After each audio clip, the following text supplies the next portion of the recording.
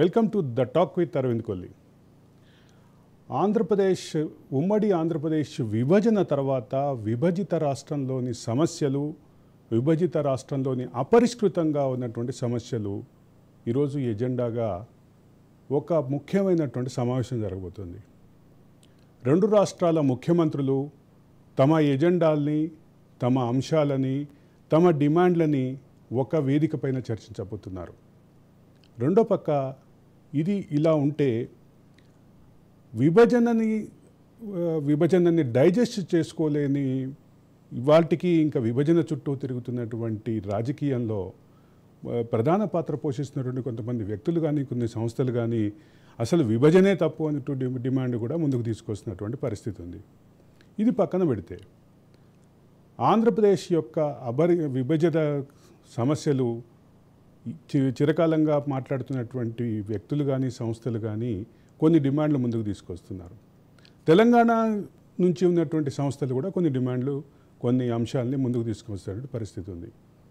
ఒక పక్క టీటీడీ ఆలయంలో కూడా తెలంగాణకి వాటా ఇవ్వాలన్న దగ్గర నుంచి మొదలు పెడితే తెలంగాణ డిమాండ్ అట్లా ఉంటే సెక్షన్ 9, సెక్షన్ 10 చుట్టూ తిరుగుతున్నటువంటి వివాదంలో ఒక అంశంలో 30 సంస్థలు, మరో అంశంలో 28 సంస్థల చుట్టూ తిరుగుతున్నటువంటి వివాదం కూడా అలాగే పెండింగ్లో ఉంది.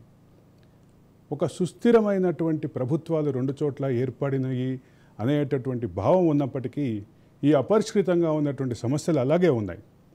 అపరిష్కృతంగా ఉన్నటువంటి సమస్యలతో పాటు మరొక అంశం కూడా ముందుకు వస్తుంది. షెడ్యూల్ 9, షెడ్యూల్ 10లో కూడా ప్రస్తావించని కొన్ని సమస్యలు, కొన్ని సంస్థలు, వాటి మనుగడ, వాటి నిర్వహణ, వాటి ఆస్తులు, వాటికి ఉన్నటువంటి నగదు నిల్వలు, వీటన్నిటిని కూడా ఇప్పుడు ప్రధానంగా చర్చలోకి తీసుకొస్తున్నటువంటి అంశం. ఇక్కడ ఈ అంశం చుట్టూ తిరుగుతున్నటువంటి వివాదంలో ప్రధాన భూమిక పోషిస్తున్నటువంటి సంస్థలు, అదే సందర్భంలో ప్రభుత్వాలు ఈ ముందుకు తీసుకెళ్లే క్రమంలో ఏ రకమైనటువంటి ఎజెండాతో వెళ్ళాలి అనే అంశాలు మొదట్లో ఉంటే, దాంతోపాటు ఒక ప్రధానమైన అంశం కూడా ఉంది. రెండు రాష్ట్రాలు కీలక భూమిక పోషించి సమస్య పరిష్కారంగా దిశగా వెళ్ళే క్రమంలో అపెక్స్ బాడీ అయినటువంటి కేంద్రం ఏం చేయాలి, కేంద్ర ప్రభుత్వం యొక్క పాత్ర ఏముండబోతుంది, కేంద్ర ప్రభుత్వం ఈ అంశాలను ఎలా డీల్ చేయబోతుంది అనేది ప్రధాన అంశం. ఈ అంశం చుట్టూ తిరగబోతున్నటువంటి ఒక చారిత్రాత్మకమైనటువంటి రెండు రాష్ట్రాల ముఖ్యమంత్రుల సమావేశం పూర్తిస్థాయి ఎజెండాతోటి, సన్నాహాలతోటి రెండు రాష్ట్రాలు, రెండు రాష్ట్ర ప్రభుత్వాలు, రెండు రాష్ట్రాల ముఖ్యమంత్రులు ఈరోజు సమావేశంలో పాల్గొనబోతుంటే దీనికి ఎటువంటి కంక్లూజన్ వస్తుందనేటటువంటి అంశం, కంక్లూజన్తో పాటు దీనికి పరిష్కారం దిశగా వెళ్ళేటటువంటి అంశాల చుట్టూ సర్వత్రా ఆసక్తి నెలకొంది. ఈ అంశంపై అంటే ఈ రెండు రాష్ట్రాలకి సంబంధించినటువంటి చర్చలు సానుకూలంగా ముగియాలని కేంద్రం కూడా కోరుకుంటుంది అనేటటువంటి సంకేతాలు కూడా వచ్చినటువంటి నేపథ్యంలో ఇప్పుడు చాలా కీలకమైనటువంటి ఈరోజు జరగబోతున్నటువంటి ఈ సమావేశానికి సంబంధించి ఒక ఆసక్తికరమైన పరిస్థితి నెలకొందని చెప్పాలి. ఈ ఆసక్తికరమైనటువంటి చర్చకి ఏ రకమైనటువంటి పరిష్కారం దొరుకుతుంది అనేది కూడా ఆసక్తిదాయకంగా చూస్తున్నటువంటి పరిస్థితి ఉంది. రెండు రాష్ట్రాల ప్రభుత్వాలతో పాటు దేశవ్యాప్తంగా చర్చనీయాంశంగా మారినటువంటి, ఆసక్తికరమైనటువంటి అంశంగా మారినటువంటి ఈ సమావేశానికి సంబంధించిన ఎజెండా గురించి చర్చించడానికే ఈరోజు స్పెషల్ డిబేట్ తీసుకుందాం. దీంట్లో మనతో పాల్గొంటున్నారు ప్రొఫెసర్ వినాయక్ రెడ్డి. ప్రొఫెసర్ వినాయక్ రెడ్డి తెలంగాణ ఉద్యమ నాయకులు, తెలంగాణ ఉద్యమంలో చాలా కీలక భూమిక పోషించినటువంటి మేధావి వర్గానికి ప్రతినిధిగా భావించాల్సినటువంటి పరిస్థితి ఉంది. ఇక అలాగే రవికుమార్ చాలా కాలం నుంచి రాజకీయ విశ్లేషకుడుగా ఉన్నారు, అదే సందర్భంలో పొలిటికల్ స్ట్రాటజిస్ట్గా ఉన్నారు. రవికుమార్ గారు స్వాగతం. అలాగే వినాయక్ రెడ్డి గారు స్వాగతం. వినాయక్ రెడ్డి గారు, ఒక ప్రధానమైన అంశం అయితే చూడాలి, ఈ సమావేశం ఎజెండా పైన తెలంగాణ ప్రజలు కానీ, తెలంగాణ మేధో సమాజం కానీ ఏ రకమైనటువంటి ఆశలు పెట్టుకుంది అనేది ప్రధానంగా వస్తున్నటువంటి అంశం. వినాయక్ రెడ్డి గారు, ఇప్పుడు ఈ ఇద్దరు చీఫ్ మినిస్టర్ల సమావేశంగా చూసినట్లయితే గత 10 సంవత్సరాల నుంచి వెళ్ళి పెండింగ్ లో ఉన్న ఇష్యూలు వీళ్ళ మధ్యన చర్చకు వచ్చే అవకాశం ఉంది. కానీ నిన్న పరిస్థితి మాత్రం చూసినట్లయితే ఒక చీఫ్ మినిస్టర్ వేరే రాష్ట్రాలకు పోవచ్చు రావచ్చు, అది వేరే విషయం. యా కానీ నిన్న చంద్రబాబు నాయుడు వచ్చినప్పుడు మరి మనలాంటి వాళ్ళు ఎవరైనా ఫ్లెక్సీలు పెడితే ఎంబడే కూడా మీకే జిహెచ్ఎంసి నిన్న ఎయిర్పోర్ట్ నుంచి వెళ్ళి వాళ్ళ ఇంటి వరకు కూడా విపరీతమైన ప్రశ్న తీశారు. యా ప్రశ్న తీసినప్పుడు నిజంగానే లా అండ్ ఆర్డర్ ప్రాబ్లం కానీ లేకపోతే ఎవరైనా పర్మిషన్ తీసుకున్నారా లేదా అనేది ఒక విషయం. యా అంటే వాళ్ళ డామినేషన్ ఎట్లా ఉంటుంది అనేది ఒకటి. యా నేను చంద్రబాబు నాయుడు ఒక స్టేట్మెంట్ ఇస్తూ ఏమన్నాడంటే, నేను 2 రాష్ట్రాల ప్రగతిని కోరుతున్నా, లేకపోతే 2 రాష్ట్రాల అభివృద్ధిని కోరుతున్నాను, కౌంటర్ పార్ట్ మాత్రం ఆయన ఆ రాష్ట్రం యొక్క అభివృద్ధిని మాత్రమే కోరొచ్చు అని ముందే ఒక స్టేట్మెంట్ ఇచ్చాడు. ఓకే కానీ గమనించాల్సింది ఏంటంటే, ఇక్కడ చంద్రబాబు నాయుడు మొదటి నుంచి కూడా ఈ సపరేట్ తెలంగాణకి వ్యతిరేకస్తుంది. ఓకే రెండవది ఏంటంటే, ఇప్పుడు ఢిల్లీలో కూర్చున్న మోడీ గారు కూడా, ప్రధానమంత్రి కూడా తెలంగాణకి వ్యతిరేకమే.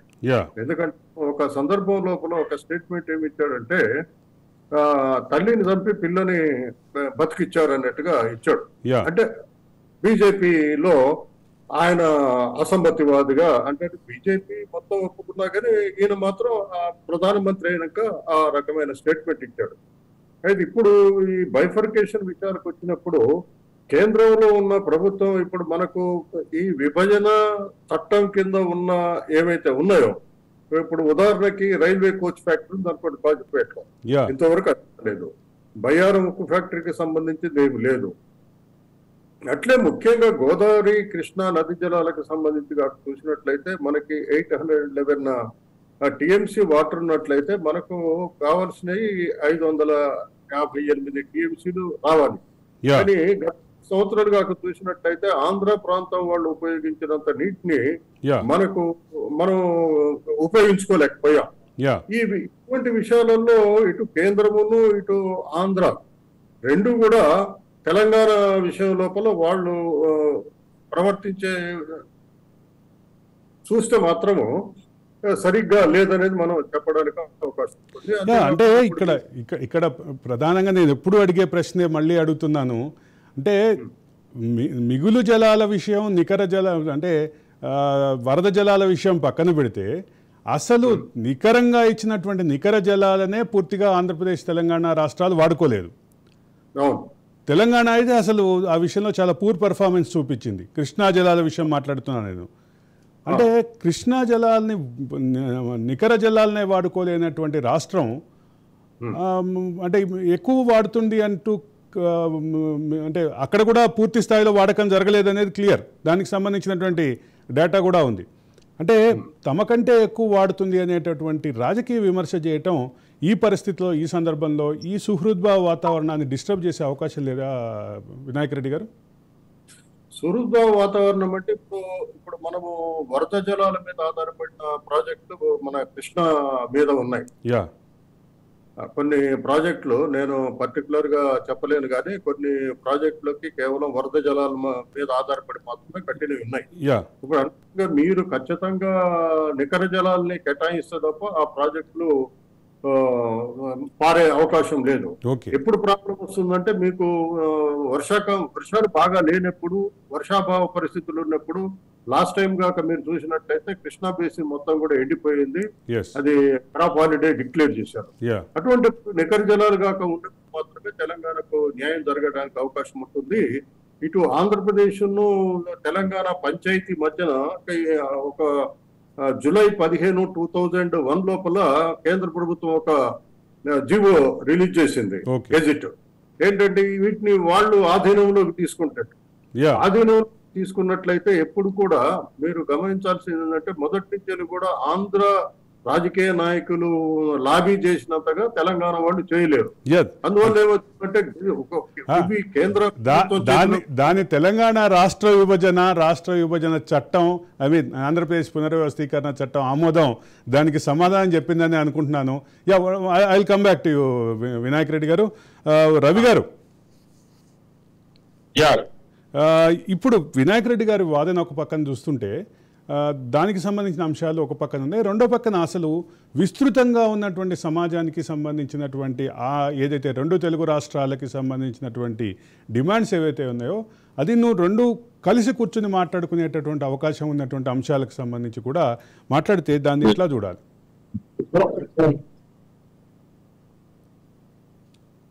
హలో రవి గారు చెప్పండి. ఇక్కడ ఒక్క విషయం మనం గమనించాలండి. ఇక్కడ ఏదైతే చట్టం అనేది మనం మాట్లాడుతున్నామో చట్టపరంగా ఆంధ్ర తెలంగాణ రాష్ట్రాలకు సంబంధించి ఏపీ రీఆర్గనైజేషన్ యాక్ట్ 2014 ఏదైతే పునర్వ్యవస్థీకరణ చట్టం ఉందో వాటిలో అన్ని పొందుపరచడం జరిగింది. బట్ 10 ఏళ్లలో గత 2 ప్రభుత్వాలు ఏవైతే ఉన్నాయో 2014 నుండి 19 వరకు చంద్రబాబు నాయుడు గారు అధికారంలో ఉండేటప్పుడు టిఆర్ఎస్ పార్టీకి చంద్రబాబు నాయుడు గారికి జరిగిన అంతర్యుద్ధం మీ అందరికీ తెలుసు. రాజకీయ పరమైనటువంటి స్పర్ధ ఏదైతే ఉందో అది ప్రపంచానికి అందరికీ తెలుసు. అది ఆ సర్ఫేసింగ్ అనేది కొంత ఇబ్బందికరమైన వాతావరణం మొదట 5 ఏళ్లు నడిచింది. ఆ తర్వాత 5 ఏళ్లు ఇప్పుడు జగన్మోహన్ రెడ్డి గారు కేసీఆర్ గారు కూడా ఇప్పుడు ఏ విధంగా అయితే రేవంత్ రెడ్డి గారు చంద్రబాబు నాయుడు గారు మధ్య సహృదమైన వాతావరణం ఉందో, ఎందుకంటే వీళ్ళిద్దరిని గురు శిష్యులు అంటారు కాబట్టి తెలుగు రాష్ట్రాల్లో ఒక మంచి వాతావరణంలో జరుగుతున్న చర్చగానే మనం చూడాలి. కానీ ఇక్కడ ఒక్క విషయం మనం గమనించాలి. ఇక్కడ చంద్రబాబు నాయుడు గారు ఎన్డీఏ కూటమిలో ఉంటే రేవంత్ రెడ్డి గారు ఇండియా కూటమిలో ఉన్నారు. ఇది రేవంత్ రెడ్డి గారి సొంత నిర్ణయాలు లేకపోతే ఈ చర్చల పరంగా వచ్చిన అంశాలు ఏవైతే ఉన్నాయో రేవంత్ రెడ్డి గారు ఖచ్చితంగా రాహుల్ గాంధీ సోనియా గాంధీ గారి కాంగ్రెస్ సిడబ్ల్యూసి కమిటీతో కూడా డిస్కస్ చేసి కాంగ్రెస్ రాష్ట్ర ప్రయోజనాలను కాపాడుతూ ఆ తెలంగాణలో కాంగ్రెస్ పార్టీకి ఎటువంటి లబ్ధి చేకూరుతుందనే కోణంలోనే చర్చ తాలూకు ఫలితాలు ఉంటాయే తప్ప చంద్రబాబు నాయుడు గారు నాకు అత్యంత ఆప్తుడు కాబట్టి నేను చంద్రబాబు నాయుడు గారు చెప్పేవన్నీ నేను వింటాను అని అన్నా కూడా తెలంగాణ పౌర సమాజం గాని తెలంగాణలో ఉన్న మేధావులు గాని ఒప్పుకోరు రేవంత్ రెడ్డి గారిని. అంటే తమ వ్యక్తిగత అనుబంధం కారణంగా తెలంగాణ రాష్ట్ర ప్రయోజనాల్ని తాకట్టు పెట్టే అవకాశాన్ని రేవంత్ రెడ్డికి కూడా తెలంగాణ సమాజం ఇవ్వదనే విషయంలో మీకు క్లారిటీ ఉంది. ఇది చాలా కీలకమైన పాయింట్. ఈ విషయాన్ని మాత్రం మనం మర్చిపోకూడదు. అందరూ ఏమనుకుంటున్నారని అంటే వాళ్ళిద్దరి మధ్య ఉన్న వ్యక్తిగత సంబంధాలు, గతంలో రేవంత్ రెడ్డి గారు తెలుగుదేశం పార్టీలో కీలకంగా పనిచేసిన వ్యక్తి కాబట్టి ఇవన్నీ కూడా కలిసి వస్తాయనే అంశాలు అయితే అనుకున్నాం. నిజంగా కలిసి రావాలనే మన 2 తెలుగు రాష్ట్ర ప్రజలు కూడా కోరుకుందాం. ఎందుకంటే ఎవరు కూడా వాళ్ళ వ్యక్తిగత స్వార్థాలు ఆ చట్టంలోని విషయాల్లో పెట్టరు కదా. ఏదైతే చట్టంలో పొందుపరిచిన అంశాలే మాట్లాడతారు. కానీ ఇక్కడ మనం ప్రత్యేకంగా చూడాల్సింది ఏంటంటే ఇండియా కూటమిలో భాగస్వామ్యంగా ఉన్న కాంగ్రెస్ పార్టీ భాగస్వామ్యం కాదు, అతిపెద్ద పార్టీ ఇండియా కూటమిలో ప్రత్యేక హోదా అనే అంశం ఆంధ్రప్రదేశ్ రాష్ట్రంలో కాంగ్రెస్ పార్టీ చాలా క్లారిటీతో ఉంది. సో ఇలాంటి సందర్భంలో ఇప్పుడు జరుగుతున్న ఈ వాతావరణం ఏదైతే ఉందో చంద్రబాబు నాయుడు గారు రేవంత్ రెడ్డి గారి మధ్య జరిగే చర్చలు వివిధ అంశాల మీద ఒక ఆంధ్ర పౌరుడిగానే కాకుండా భారతదేశంలో రాజకీయాల్లో చాలా అంశాల మీద లోతుగా మేము అధ్యయనం చేస్తూ ఉన్న వ్యక్తిగా చెప్తున్నాను ఏంటంటే ఇప్పటికే 10 ఏళ్లు తెలుగు రాష్ట్రాల ప్రజలు ఏంటంటే చాలా నష్టపోయారనే విషయం అనేది మనం గమనించాలి. అందరూ ఏమంటారంటే ఒక ఆంధ్రప్రదేశ్ నష్టపోయింది అని చెప్పి మనం అనుకోవచ్చు, కానీ 2 రాష్ట్రాల తెలుగు ప్రజలు కూడా చాలా నష్టపోయారు. ఇప్పటికీ విభజన హామీలు కానీ మొన్న ఎలక్షన్స్ దగ్గరలోనే ఆల్మోస్ట్ 10 ఏళ్లు కూడా టైం లైన్ కూడా దాటిపోయింది ఈ చట్టానికి సంబంధించి. సో ఇక్కడ మనం చూడాల్సింది ఏంటంటే చట్టంలో భరోసా ఉంది, ఆచరణలో నిరాశ ఉందనేది ఇక్కడ. అంటే ఒక ప్రధానమైన అంశం ఏంటంటే 2 రాష్ట్రాలకి సంబంధించినటువంటి వివాదాలని టైం బౌండ్గా పరిష్కారం చేసుకోవాలి. టైం బౌండ్గా 2 రాష్ట్రాలు పరిష్కారం చేసుకోలేని పరిస్థితుల్లో కేంద్రం ఇన్వాల్వ్ కావాలి అనేది విభజన చట్టం చెప్తున్నటువంటి అంశం. ఖచ్చితంగా ఇప్పుడు కేంద్రం పెద్దన్న పాత్ర పోషించాల్సిన కేంద్రం ఇక్కడ 2 విషయాలు మీకు అదే చెప్తున్నా. పెద్దలు వినాయక్ రెడ్డి గారు ప్రొఫెసర్ గారు చెప్పారు ఏంటి అని అంటే ఏదైతే ఈ కాంగ్రెస్ ప్రభుత్వం ఈ రాష్ట్రాన్ని విడదీసిందో ఆ రోజు బీజేపీ 2 రాష్ట్రాలు చిన్న రాష్ట్రాలకు అనుకూలమైన విధానంతో ఉన్న పార్టీ బీజేపీ. సో ఇక్కడ కాంగ్రెస్ కు వచ్చేటప్పటికి ప్రత్యేక హోదా అంశాన్ని తెర మీదకి తీసుకొచ్చి మొన్న ఎలక్షన్ లో కూడా విస్తృతంగా ప్రచారం చేసిన సందర్భం.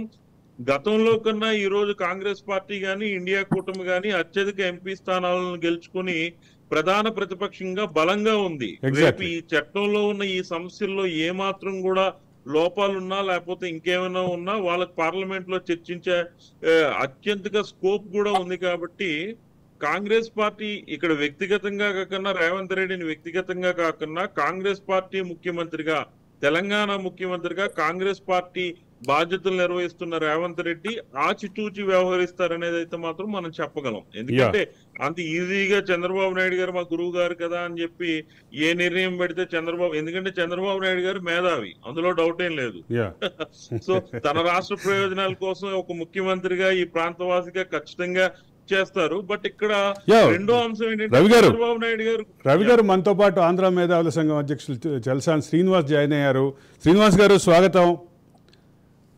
నమస్కారం అండి. నమస్కారం. రెండు రాష్ట్రాల ముఖ్యమంత్రుల సమావేశం ఈరోజు సాయంత్రం జరగబోతుంది. రెండు రాష్ట్రాల ముఖ్యమంత్రుల సమావేశం నేపథ్యంలో ఏ రకమైనటువంటి సానుకూలమైనటువంటి రిజల్ట్స్ని ఎక్స్పెక్ట్ చేస్తున్నారు? ఏ రకమైనటువంటి పరిష్కారం దిశగా ముందడుగు పడే అవకాశాన్ని మీరు ఎక్స్పెక్ట్ చేస్తున్నారు? శ్రీనివాస్ గారు. అందరికీ నమస్కారం. రవికుమార్ గారికి, నేను ఫిల్మ్లో కనపట్లేదని నాగిరెడ్డి గారికి ఉన్నట్టు చెప్పారు. వాళ్ళందరికీ కూడా చూసే వీక్షకులకు కూడా నమస్కారం. మీకు తెలిసిన ఇరవై సమయంలో 1996 ఎండింగ్ లో ఇందిరారెడ్డి గారు పార్టీ పెట్టినప్పటి నుంచి కూడా చాలా మంది, ఇప్పుడు విషయాలు మీకు తెలుసు, చాలా మంది తెలియకపోవచ్చు, అప్పటి నుంచి కూడా ఇప్పుడు వరకు కూడా ఆ ప్రాంత కోసం వారు పోరాడుతూ ఉన్నారు. నేను ఒకటే పోరాడతాను, తీరసీమాంధ్ర ప్రాంతానికి జరుగుతున్న అన్యాయం సరిచేయాలి, తెలుగు జాతి ఒకటిగా ఉండాలి, అందరికి న్యాయం జరగాలి. సరే, coming back to point straight away, ఇంతకుముందు 2014, 19, 24కి దీనికి చాలా వ్యత్యాసం ఉందండి. 2014, 19 మధ్యన ఉప్పు నిప్పుగా ఉన్నారు. బయటకి ఎంతన్నా నవ్వులు పొలుముకోనివ్వండి, ఆ రోజు కేసీఆర్ గారు కానీ చంద్రబాబు నాయుడు గారు ఉప్పు నిప్పే. కాకపోతే విభజన హామీలు కానీ మిగతాలు కానీ ఏం జరుగుతుందో తెలియదు. ఆ రోజుల్లో ఆయన ఏం చేశారంటే స్పష్టంగా ఈయన్ని బయటికి పంపిస్తున్నారు, లేదంటే ఏదన్నా మీరు చూసారు ట్రాప్ అండి, నథింగ్ బట్ ట్రాప్ అండి, అది వేసుకున్నారు.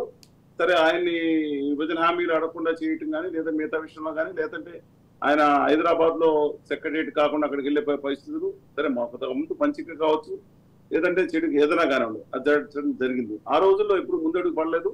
కేంద్ర ప్రభుత్వం చేస్తున్న విధానాల మీద కానీ ఇక్కడ వాళ్ళు పరిష్కారం కాని సంవత్సరంలో ఆంధ్రప్రదేశ్ ప్రభుత్వం ఉన్నత విద్యా మండలి విషయంలో, నిధుల విషయంలో సుప్రీంకోర్టుకు వెళ్ళినప్పుడు సుప్రీంకోర్టు స్పష్టంగా తీర్పిచ్చింది.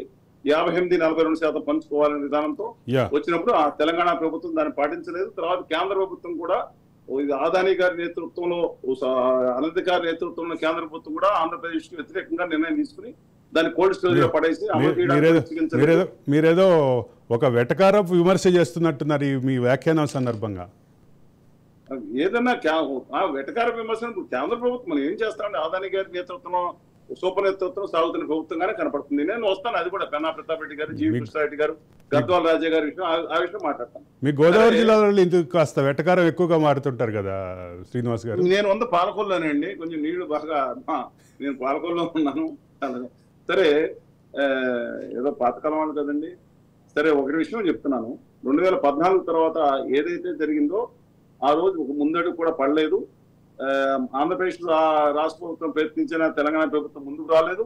అక్కడ పేర్కొన్న వేదాలను ఏదైతే ఉన్నా ఉద్యోగుల విషయాల్లో నాదన కమిటీ సిఫార్లు ఏదైనా చేసుకోవడం జరగలేదు. ఈ నేపథ్యంలో 2019-24 నుంచి అలయబలై రాగానే ఆత్మీయాలు మహందారాలు వేలు వేసినట్టు ఆనందోత్సవాలు దీపావళి పండుగ జరుపుతున్నప్పుడు ఇద్దరి మధ్యన నాటి ప్రగతి భవన్, నేటి ప్రజాభవన్ లో ఏదైతే మీరు చూశారు, ఏదైతే జరిగిందో మనం ఆ రోజు గమనించాం. చాలా అద్భుతంగా నేను అనుకున్నాను దీంట్లో సమస్య పరిష్కారం అవుతుంది, 19-20 వరకు అవుతుందని. కానీ అది వారు వన్ సైడ్ కాదు, ఒక సైడే వెళ్ళిపోయింది. ఆయన రావటం, ఆయన నా సెక్రటరియట్ కోసం నాకు నా పేరుతో నిలబడాలని అనుకుంటాను అనగానే సంతకాలు పెడతాం, దాంతోపాటు వందలాది భవనాలను అప్పచెప్పడం. నేను అప్పచెప్పడానికి కూడా తప్పట్లేదు, కానీ 5 సంవత్సరాల సమయం ఉన్నాయి మాత్రమే ఆ భవనాలు. దట్ ఆల్సో శాశ్వతంగా ఇచ్చినట్టు కూడా కొంతమంది ఆరోపణ చేస్తున్నారు, సరికాదని జగన్మోహన్ రెడ్డి గారి మీద. కానీ పెట్టే మొదలు కనీసం హక్కులు అడగటం మానేసి ఏకపక్షంగా ఇచ్చేయడం జరిగింది. అటువైపు నుంచి కనీసం కించిత్తు కూడా కేసీఆర్ గారు ఒక ఇంచు మూవ్ అయిపోయినా ఈయన 10 అడుగులు ముందుకెళ్ళి ఏమన్నా అన్నారా ఏమన్నారో మొత్తానికి చేయడం జరిగింది. ఆ తర్వాత ఎక్కాడా శ్రీనివాస లక్ష్మీహన్ గారు, మీరు పేరు ఈయన ఉంటారు, ఎక్కాడా శ్రీనివాస లక్ష్మీహన్ గారు, మీరు తమిళనాడు ఆయనండి. ఎక్కాడా శ్రీనివాస లక్ష్మీహన్ గారు గవర్నర్ గారు ఉన్నారు ఒక ఆయన ఈఎస్ఎల్ నరసింహ గారు అంటారు. ఆయన ఒక దుర్మార్గ వ్యక్తిగా, పక్షపాత వ్యక్తిగా చాలా మంది అనుకుంటూ ఉంటారు. ఆ రోజు తెలంగాణ హరీష్ రావు గారు మాట్లాడే విషయం, ఆ తర్వాత ప్రపంచవ్యాప్తంగా తీర సీమాంధ్ర ప్రాంతానికి నమ్మక ద్రోహం చేసిన వ్యక్తిగా కూడా పిలుస్తారు ఆయన. సరే ఆయన గంటల నిమిషాల వ్యవధిలో దానికి ఆమోదించడం. వాట్ ఏ బ్యూటిఫుల్ గవర్నర్ అండి. సరే ఆమోదించడం జరిగింది.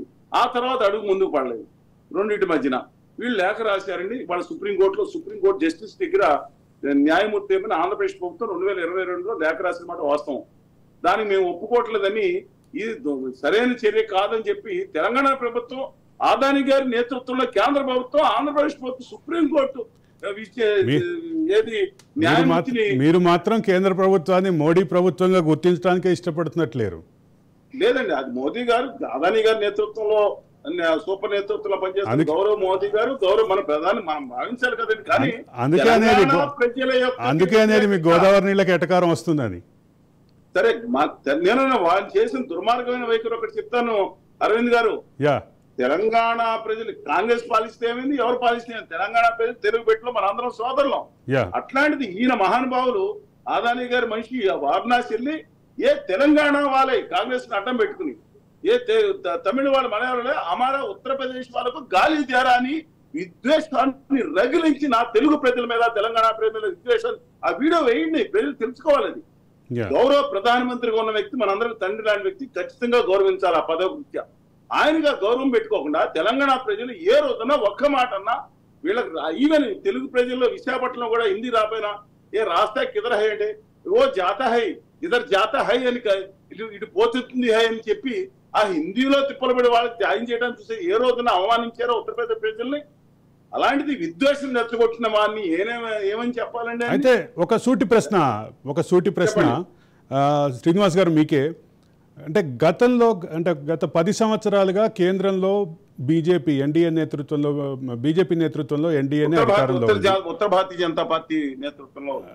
సరే, మీ అభిప్రాయాలు ఉన్నాయి, మీ అభిప్రాయాలు మేము గౌరవిస్తాం కూడా. మీ అభిప్రాయాలతో ఏకీభవిస్తామా లేదో కానీ గౌరవం అయితే ఉంది మీ అభిప్రాయాల మీద. నాకు కానీ, ప్రొఫెసర్ వినాయక్ రెడ్డి గారికి కానీ, మన రవికుమార్ కానీ, మా ముగ్గురికి కూడా మీతో పాటు ప్యానెల్లో ఉన్నటువంటి అందరికీ కూడా మీ అభిప్రాయాల పట్ల మాకు గౌరవం ఉంది. మేము విభేదిస్తామా సమర్థిస్తామా తర్వాత మాట. సరే, అయితే ఒక ప్రధానమైన అంశం మాట్లాడాలి. 2 రాష్ట్రాల మధ్య ఈ రోజుకి 10 సంవత్సరాల తర్వాత కూడా సమస్యలు ఇలాగే ఉండటానికి, కొన్ని సమస్యలు జటిలం కావటానికి కేంద్ర ప్రభుత్వం జోక్యం చేసుకోకపోవటం కారణం అనేటటువంటి అంశం కూడా ఒక చర్చ అయితే ఉంది. దీన్ని ఎట్లా చూస్తారు శ్రీనివాస్ గారు మీరు? మీ తర్వాత నేను కారణం కేసీఆర్ గారు ఒక కారణం అండి, కానీ అంతకన్నా ముఖ్యమైన కారణం కేంద్ర ప్రభుత్వం. ఓకే, ఖచ్చితంగా తాంబూలాలు ఇచ్చాం, తన్నుకు సావండి, వీళ్ళందరూ వచ్చి మా గుజరాతీ ప్రభువుల దగ్గరకు వచ్చి వాళ్ళ దగ్గర ఉండాలి, తెలుగు జాతికి ఆత్మగౌరవం ఉండకూడదని దుర్మార్గమైన వైఖరి ఉందో తెలియదు, కానీ ఆ విధంగా మాత్రం అడుగులు కనపడుతున్నాయి. రెండోది, ఇవాళ చారిత్రాత్మక సమావేశంగా మారే అవకాశం నేను అంటున్నాను, డెఫినెట్ గా ఉపయోగం చెప్తాను అంట. ఎందుకంటే వీళ్ళిద్దరి మధ్యన గురు శిష్యుల సంబంధం నేను చెప్పను, అసలు రేవంత్ గారు ఒప్పుకోరు అసలు. అందువల్ల ఆయన నాయకుడిగా ఉన్నప్పుడు ఆయన నాయకత్వంలో పనిచేశారు. శ్రీనివాస్ గారు మీరు కొంచెం లేట్ గా జాయిన్ అయ్యారు. ఇది చారిత్రాత్మక సమావేశం అని ప్యానెల్లో ఉన్న ముగ్గురం కూడా అభిప్రాయం పడ్డాం ఆల్రెడీ. మీరు అభిప్రాయపడ్డారు, నేను కూడా ముందుగా అభిప్రాయపడ్డాను. లోపల సమావేశ విధాలు అంతర్గతంగా ఏదో 1-2 అన్ని విషయాలు తెలుసుకోవాల సందర్భంగా నేను ఈ తర్వాత అభిప్రాయం నిన్న కూడా అదే అభిప్రాయపడ్డానండి నిన్న. కానీ ఇవాళ మాత్రం నాకు తెలిసిన సమాచారం, లిమిటెడ్ సమాచారం ప్రకారం ఇవాళ జరగబోయే విషయంలో ఎజెండా అటు నుంచి పెట్టుకున్నప్పుడు ఆంధ్రప్రదేశ్ నుంచి గట్టి ఎజెండా లేదండి. మరి ఎవరిని తీసుకెళ్తున్నారో, రామానాయుడు గారు సచ్ పవర్ఫుల్, అంటే కొంచెం అవగాహన ఉన్న వ్యక్తే, కానీ మిగతా విషయాలు వాళ్ళ ముంపు మండలాలు వీటి మీద అవగాహన కూడా లేకుండా కొంతమంది మరి ఎవరు అకాంబినింగ్ చేస్తున్నారో తెలియదు. ఒక రేవంత్ రెడ్డి గారు అంటే గుర్తుంచుకోండి, ఆయన షూట్ పర్సనాలిటీ అయి ఉండొచ్చు, కానీ ఒక జగన్మోహన్ రెడ్డి గారు, ఒక కేసీఆర్ గారు, ఒక చంద్రబాబు నాయుడు గారికి ఎలాంటి దీశాలత్వం ఉందో, ఒక దూకుడు విషయంలో తప్ప అందరు తెలియగల వ్యక్తి చంద్రబాబు నాయుడు గారు. అలవాటు పొలిటీషియన్ ఉండొచ్చు, but is no match as far the capability of maneuver concerned Revanth Reddy గారండి. నేను ఖచ్చితంగా చెప్తాను. I will come back to Srinivas గారు, I will come back to Vinayak Reddy గారు, ప్రొఫెసర్ వినాయక్ రెడ్డి గారు, మళ్ళా మీ దగ్గరకు వస్తున్నాను. ఒక ప్రధానమైనటువంటి అంశం చూడాలి. ఈ 2 రాష్ట్రాల మధ్య సమస్యలు ఇంతకాలం 10 సంవత్సరాల పాటు పెండింగ్లో ఉండటానికి, కొన్ని మరింత జటిలం అవటానికి ఈ 2 రాష్ట్ర ప్రభుత్వాల వైఖరి కారణమా? అదే సందర్భంలో కేంద్ర ప్రభుత్వం, మోడీ నేతృత్వంలో అంటే కేంద్ర ప్రభుత్వం వైఖరి కారణం అనేది ప్రధానమైన ప్రశ్న. దీన్ని ఎట్లా చూడాలి? ఇంతకుముందు మన ప్యానెల్ రవికుమార్ గారు చెప్పినట్లు సొంత ప్రయోజనాలు కాదు కాబట్టి, కానీ సొంత ప్రయోజనాల కోసం కాకుండా రాష్ట్ర ప్రయోజనాలు, పార్టీ ప్రయోజనాలు దీంట్లో ఇమిడి ఉంటాయి. ఓకే.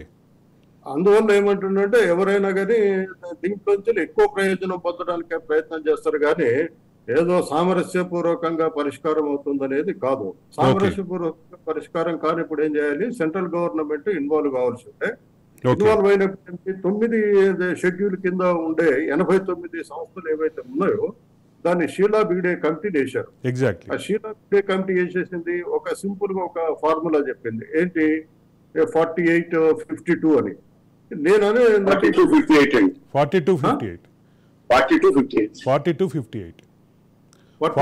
తెలంగాణ, 42 తెలంగాణ, 58 ఆంధ్ర. యా, అనేదంటే అన్నిటికీ ఒకే మంత్రంగా ఇప్పుడు ఏపీఎస్ఆర్టీసీ ఉందనుకోండి. ఏపీఎస్ఆర్టీసీ ఆస్తులు ఇక్కడ నిజాం కాలం నుంచి కూడా ఉన్నాయి. వాటిలో కూడా 58% ఇవ్వాలంటే తెలంగాణ ప్రజలు నేచురల్ గా అపోజ్ చేస్తారు. అందువల్ల ఇటువంటి ఆర్టీసీ కాకుండా కొన్ని ఆమె చెప్పిన దాంట్లో ఆంధ్ర ప్రయోజనాలు ఎక్కువగా ఉన్నాయి కాబట్టి ఆంధ్ర మన ప్రభుత్వం ఏం చేసింది, ఆమె షీలా బిగ్డే కమిటీ దాన్ని యాక్సెప్ట్ చేశారు. కానీ కేసీఆర్ ఉన్నప్పుడు ఏం చేశాడు, దాంట్లో కేవలం ఆయన 89లో 91లో 68 సంస్థల విషయంలో మాత్రమే అంగీకారం కుదిరింది, కానీ కథ మాటలో కుదరలేదు. అంటే ఇదివరకు దేశం లోపల ఏదైనా రాష్ట్రం విడిపోతే ఆయా రాష్ట్రాల్లో ఉండే ఆస్తులు ఏవైతే ఉంటాయో, పర్మనెంట్ బిల్డింగ్స్ కానివ్వండి, ల్యాండ్స్ కానివ్వండి, ఇటువంటివన్నీ కూడా ఆ రాష్ట్రానికే చెందినాయి. కానీ ఇక్కడికి వచ్చే వరకు ఏమవుతుంది, ఇప్పుడు సిఐడి బిల్డింగ్ అనుకోండి, లేకపోతే CID headquarters, lake view అధిగ్రహం ఎప్పటిదండి అది, దాంట్లో కూడా వాటా కావాలనే పద్ధతుల్లో ఆంధ్ర గవర్నమెంట్ వాదించడం అనేది సరి అయింది కాదు. నేను అనేది ఏంటంటే షీలా బిగ్డే కమిటీ చెప్పినా గానీ, ఇంకోళ్ళు చెప్పినా గానీ, తెలంగాణలో ఉండే లేదా ఆంధ్రాలో ఉండే పర్మనెంట్ ఆస్తులు ఏవైతే ఉంటాయో వాటిలో విషయం లోపల పర్మనెంట్ గా ఉండే బిల్డింగ్స్, ఆస్తులన్నీ కూడా అంటే ల్యాండ్స్ అన్ని కూడా ఆ రాష్ట్రానికి చెందుతాయి. ఇంతకుముందు శ్రీనివాస్ గారు అన్నారు, ఇంతకుముందు ఏంటి తెలుగు అకాడమీ ఉందనుకోండి, దాంట్లో ఏదైనా డబ్బులు ఉన్నాయనుకోండి, మీరు అన్నట్టు 42-58 పంచుకోవచ్చు. అట్లనే హైయర్ ఎడ్యుకేషన్ ఉంది, హైయర్ ఎడ్యుకేషన్ లో కూడా డబ్బులుంటే 42-58 పంచుకోవచ్చు. కానీ పర్మనెంట్ ఆస్తులు ఏవైతే ఉన్నాయో వాటిలో కూడా 42-58 అనేది సమంజసం కాదు. ఒకవేళ రేపు రేవంత్ రెడ్డి గాక ఇంతకుముందు సార్ చెప్పినట్టు, రవికుమార్ గారు చెప్పినట్టు, రేవంత్ రెడ్డి ఇండివిజువల్ గా రిప్రజెంట్ గా లేడు, ఇండియా కూటమిలో ఉన్నాడు, కాంగ్రెస్ పార్టీకి ప్రాతినిధ్యం వహిస్తుండు. కాబట్టి ఆయన తప్పనిసరిగా తెలంగాణ ప్రజల ప్రయోజనాలని కాపాడితే మాత్రమే ఇక్కడ ప్రభుత్వానికి క్రెడిబిలిటీ ఉంటుంది. ఒకవేళ చంద్రబాబు గాక మేనోవరింగ్ చేసి ఈయన గాక ఏదైనా ఒప్పుకున్నట్లయితే వచ్చే పరిస్థితులు తెలంగాణలో చాలా తీవ్రంగా ఉంటాయి. Welcome back to the talk with Aravind Kolli. మనం ఆంధ్రప్రదేశ్ తెలంగాణ ముఖ్యమంత్రులకు సంబంధించిన ఆ భేటీకి సంబంధించిన అప్డేట్స్ మీద చర్చలో ఉన్నాం. రవికుమార్ గారు 2 పాయింట్లు చెప్తాను. రవికుమార్ గారు, మనం అంటే బ్రేక్కి వెళ్లే ముందు ఒక అంశంలో ఇద్దరు అభిప్రాయం తీసుకుని మీ దగ్గరికి ఆగిపోయింది. సరే, అంటే ఒక ప్రధానమైన అంశం అయితే చర్చలో ఉంది. 2 రాష్ట్రాలకి సంబంధించినటువంటి విభజన సమస్యలు పరిష్కారం కాకుండా ఇంత సుదీర్ఘకాలం పాటు కొనసాగటానికి, అదే సందర్భంలో మరింత జటిలం కొన్ని అయితే మరింత జటిలం కావటానికి ఎవరి వైఖరి కారణం అనేటటువంటి ప్రశ్న వస్తుంది. ఒక పక్క 2 రాష్ట్ర ప్రభుత్వాల వైఖరి కారణమా, లేదా ఒక రాష్ట్రంలో మారినటువంటి ప్రభుత్వ వైఖరి కారణమా, లేదా సుదీర్ఘకాలం పాటు రెండు టర్ములు ఒకే పార్టీ అధికారంలో ఉన్నటువంటి తెలంగాణ ప్రభుత్వం కారణమా, అదే సందర్భంలో వీటి విషయంలో పరిష్కరించాల్సినటువంటి పాత్ర పోషించాల్సినటువంటి ఒకటే ప్రభుత్వం ఉంది కాబట్టి కేంద్రంలో NDA 1, NDA 2 ఆ ప్రభుత్వాల కారణమా? నేను ఒక సుదీర్ఘమైనటువంటి ప్రశ్న అడిగినట్టున్నా, చాలా ఆప్షన్స్ ఇచ్చి మీకు. లేదు, ఇట్స్ సింపుల్ క్వశ్చన్ సార్. యాక్చువల్గా ఇక్కడ మనం చూడాల్సింది, ఇందాకల పెద్దలు మా అన్న శ్రీనివాస్ చలసాని గారు బీజేపీ ప్రభుత్వం గురించి చెప్తూ ఉన్నారు. ఆయన్ని మనం ఏంటంటే బీజేపీ మీద ఆయనకు అక్కసని చెప్పి చాలా మంది అంటారు, కానీ నిజంగా చెప్పాలంటే తెలుగు రాష్ట్రాల్లో ఆయనకున్నంత ఆవేదన నాకు తెలిసి, అంటే నాకు చాలా తక్కువ అనుబంధం అయినా నన్ను చాలా బాగా చూసే వ్యక్తి ఆయన. బట్ ఏ రోజు కూడా నిస్వార్థంగా ఎవరు కూడా తన సొంత డబ్బులు ఆస్తులు ఖర్చు పెట్టి పోరాటాలు చేయరు కదా. బట్ అలాంటి వ్యక్తి ఆ మాట మాట్లాడుతున్నారు అని అంటే మనం ఆయన చెప్పిన దాంట్లో ఏంటంటే ఆవేదనగానే చూడాలని ఒక చిన్న ఇది. రెండు, మీరు చెప్పిన క్వశ్చన్ కి నా ఆన్సర్ ఏంటంటే సార్, ఎనీ ప్రాజెక్ట్ లేకపోతే ఒక పాలసీ కావచ్చు, ఒక ప్రభుత్వ నిర్ణయాలకు సంబంధించినంత వరకు 3 థింగ్స్ అనేవి చాలా ఇంపార్టెంట్. అదే నేనేమంటానంటే ఇంటెంట్, కంటెంట్ అండ్ కమిట్మెంట్ అంటాను నేను. మనం ICC cricket match, Indian cricket council లాగా ప్రతి రాష్ట్ర ప్రభుత్వానికి కానీ కేంద్ర ప్రభుత్వం కానీ మోడల్ కోడ్ ఆఫ్ కండక్ట్ ఏ విధంగా అయితే ఎలక్షన్ కమిషన్ ఆఫ్ ఇండియా ఉంటుందో, పాలసీల్ని లేకపోతే ప్రభుత్వాలు ప్రజలకు ఇచ్చే హామీల్ని నిర్వర్తించడంలో మాత్రం నేనేమంటానంటే ఐసీసీ అని అంటే ఇంటెంట్ ఉండాలి, కంటెంట్ ఉండాలి, కమిట్మెంట్ ఉండాలి. ఇప్పుడు ఇక్కడ రేవంత్ రెడ్డి గారు చంద్రబాబు నాయుడు గారు మధ్య జరుగుతున్న చర్చ చారిత్రాత్మకం అని ఎందుకు మొదట్లో మనం అనుకున్నామనంటే, నేను మీకు అదే చెప్పా, ఒక ఆయన ఎన్డీఏ కూటమి అభ్యర్థి, రెండో ఆయన ఇండియా కూటమి అభ్యర్థి. అంటే పాకిస్తాన్ ఇండియా వారుగానే దీన్ని చూడాలి. రెండోది ఇక్కడ వ్యక్తిగత పరిచయాలు లేకపోతే వ్యక్తిగత ప్రయోజనాలకు సంబంధించిన అంశాలు అనేవి వస్తాయని అయితే నేను అనుకోను. ఎందుకంటే ఆంధ్రప్రదేశ్ రాష్ట్రం మీకు తెలుసు సంక్షేమ పథకాల అమలు వల్ల కానీ లేకపోతే గత ప్రభుత్వాలు తీసుకున్న నిర్ణయాల వల్ల కానీ చాలా నష్టపోయిందనే విషయం అనేది మనందరికీ తెలిసింది. అయితే ఇక్కడ బేసిక్ క్వశ్చన్ ఏమొస్తుంది అని అంటే, 2014 నుండి 2019 వరకు ఇదే ఎన్డీఏ కూటమిలో చంద్రబాబు నాయుడు గారు ముఖ్యమంత్రిగా ఉన్నప్పుడు సామరస్యపూర్వకంగా తేల్చుకోవాల్సిన చాలా అంశాల విషయంలో మెతక వైఖరి అవలంబించారనేది ఆ రోజు ఉన్న ప్రజల భావన కావచ్చు, లేకపోతే ఆ రోజు ఉన్న రాజకీయ నాయకుల భావన కావచ్చు. ఏ రోజు ఏ ప్రభుత్వం ఇక్కడ ఉన్నా కూడా కేంద్రంలో ఉన్న బీజేపీయే మేజర్ కీలకమైన రోల్ తీసుకుందన్న విషయం అనేది మనందరికీ తెలుసు. తెలుగు రాష్ట్రాల్లో ఎంపీ నెంబర్లు అనేవి సర్వసాధారణం అయిపోయినాయి. అవన్నీ కూడా బీజేపీ సింబలే లేదు తప్ప బీజేపీకి వాళ్ళందరూ దాసోహంగానే మనం చూసాం. అలాంటి పరిస్థితుల్లో బీజేపీకి ఇక్కడ ఇంటెంట్ లేదు, కంటెంట్ లేదు, కమిట్మెంట్ లేదు. సో దాని ద్వారా వచ్చిన సమస్యలే ఈ తెలుగు రాష్ట్ర ప్రజల మీద పెనుభారాన్ని మిగిల్చాయన్నది నేను స్పష్టంగా చెప్పగలను. ఎందుకంటే నాకు వ్యక్తిగతంగా బీజేపీ పెద్దలతో ఎలాంటి భేదాభిప్రాయాలు లేకపోయినా ఒక రాజకీయ వ్యూహాలు రచించే వ్యక్తిగా కావచ్చు, లేకపోతే ఒక పాలసీ మేకింగ్ డొమైన్ లో ఉన్నాను కాబట్టి నాకున్న అంశాల పరిధి వరకు వచ్చేటప్పటికి మీరు అబ్జర్వ్ చేస్తే పోలవరం ఉంది. ఎప్పుడు ప్రాజెక్ట్ సార్ ఇది? ఈ రోజు కాదు కదా. నేను ఎప్పుడు మీతో గతంలో కూడా నేను మాట్లాడుతూ ఉంటా, మనం నాగార్జున సాగర్ కట్టాం, బాక్రా నంగల్ కట్టాం. ఆ రోజు ఏమున్నాయి? ఆర్థిక వనరులు ఉన్నాయా? లేకపోతే టెక్నాలజీ లేదు, ఎర్త్ మూవింగ్ మెషినరీ లేదు, ఏమీ లేదు. బట్ కేవలం ఆ రోజు ఉన్నది ఏంటి? జవహర్ లాల్ నెహ్రూ గారు ఆ రోజు అక్కడ ఉన్న వ్యక్తుల్ని, ఎవరైతే ప్రజలు కావచ్చు లేకపోతే ఆ పర్టికులర్ ప్రాజెక్ట్ సంబంధించిన స్టేక్ హోల్డర్స్ ని కావచ్చు, వాళ్ళందరినీ కన్విన్స్ చేసి ఆ రోజు ఆ ప్రాజెక్ట్ ని నెలకొల్పడం వల్ల చాలా ప్రయోజనం జరిగింది. నాగార్జున సాగర్ ప్రాజెక్ట్ గురించి మీ అందరికీ తెలిసిందే. ఇక్కడ కృష్ణా జిల్లా వాసే అనుకుంటా ఆయన. మనందరం ఏదో సామాజిక వర్గాల పరంగా తిడుతూ ఉంటాం కానీ మేజర్ గా కమ్మ సామాజిక వర్గానికి సంబంధించిన అతి కీలకమైన వ్యక్తి, ఆయన పేరు ఏదో ఉంది, రాజా వాసిరెడ్డి గారు అంటారు. ఆయన తాలూకు భూములు సాక్రిఫైస్ చేశారు, చాలా నిధులు సమకూర్చారు, అన్ని విధాలుగా కూడా ఆయన ఉపయోగపడ్డారు కదా. నేనేమంటానంటే ఇక్కడ పోలవరం ఎప్పుడో కట్టాల్సిన ప్రాజెక్ట్ ఎప్పుడో అంటాం కదా. మనం 10 నిమిషాలు బస్సు లేట్ అయితే ఆఫీసులో ఏ విధమైన పర్యవసానాలు ఉంటాయో, 10 ఏళ్ళు 30 ఏళ్ళు 40 ఏళ్ళు ప్రాజెక్టులు డిలే అవుతూ ఉంటే దాని కాస్ట్ పెరుగుతూ ఉంటది. దాని ద్వారా వచ్చే ప్రయోజనాలను కోల్పోతూ ఉంటాం మనం.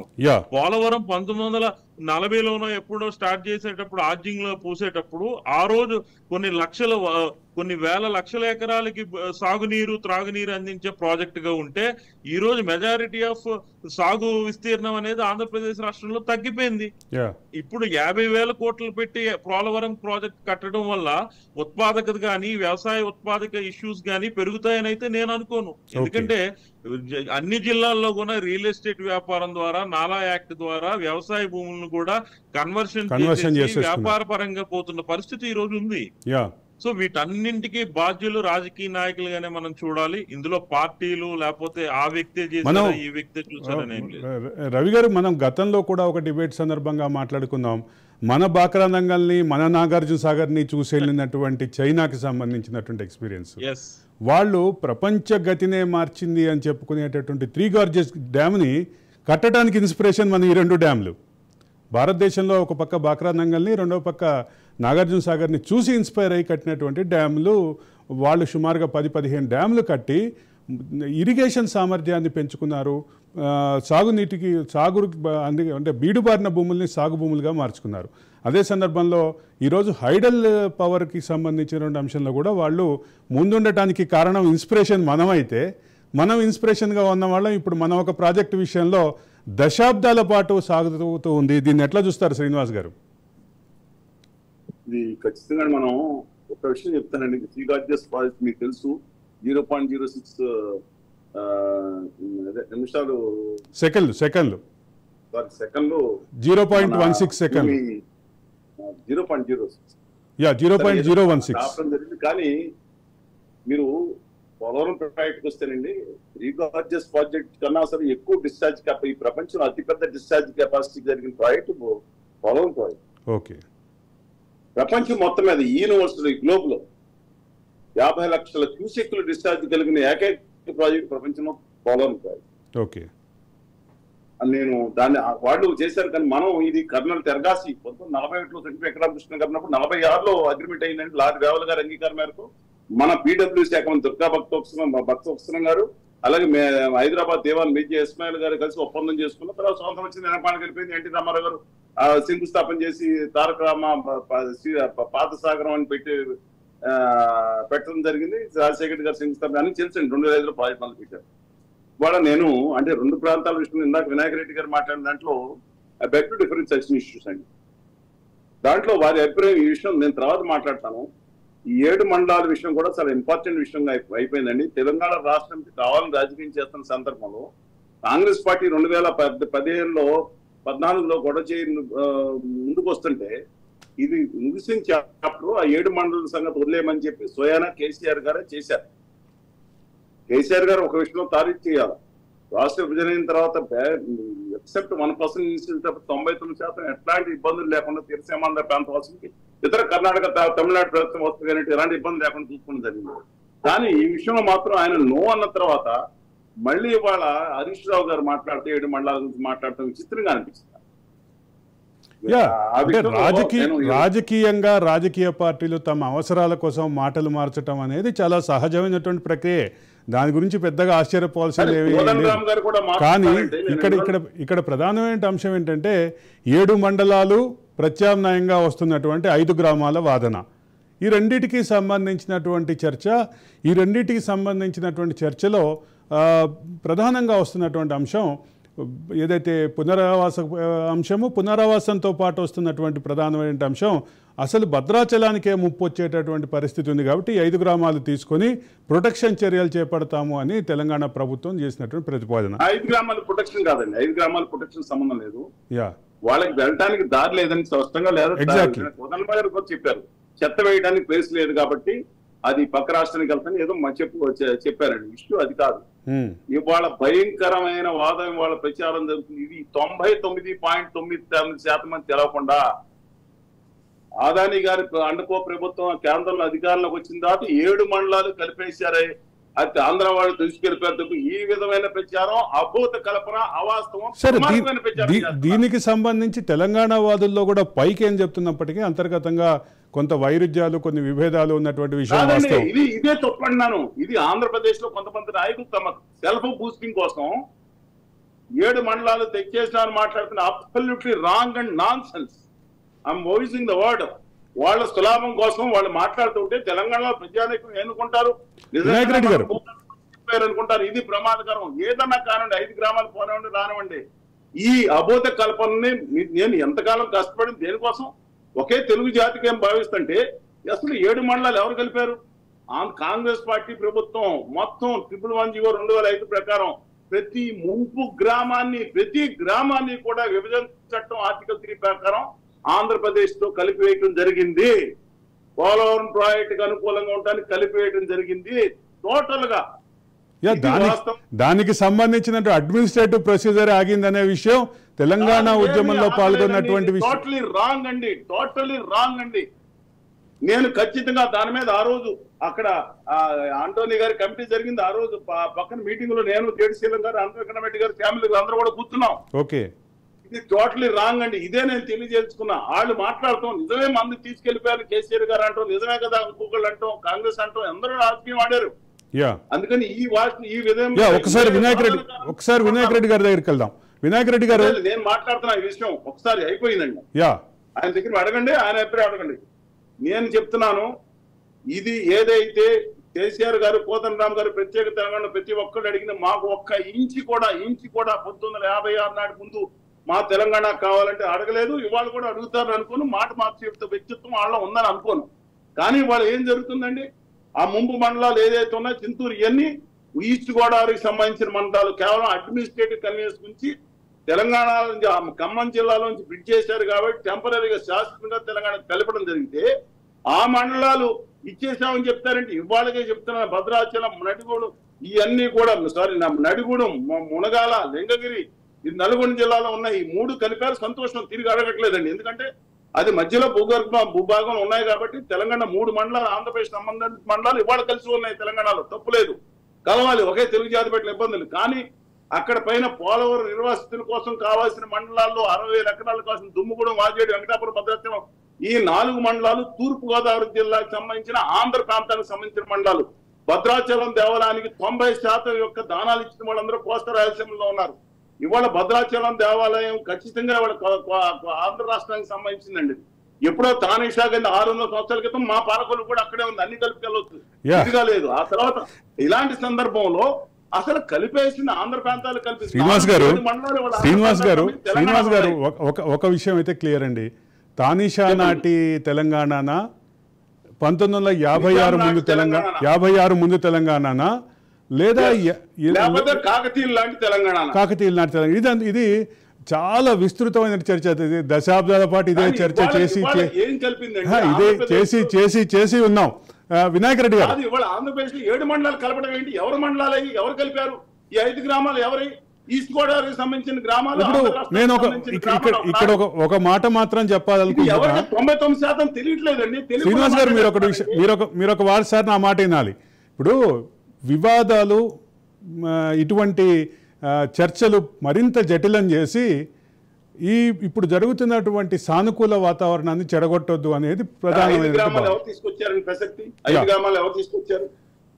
వినాయక్ రెడ్డి గారు చెప్పండి, ఈ వివాదాన్ని ఎట్లా చూస్తారు? 7 మండలాలు అయితే అప్పుడు ఆన్సర్ చేసింది కరెక్టే. కానీ ఇప్పుడు భద్రాచలం మునిగిపోయే పరిస్థితులు, పోలవరం ప్రాజెక్టు కట్టడంలో భద్రాచలం మునిగిపోయే పరిస్థితులు ఉన్నాయి.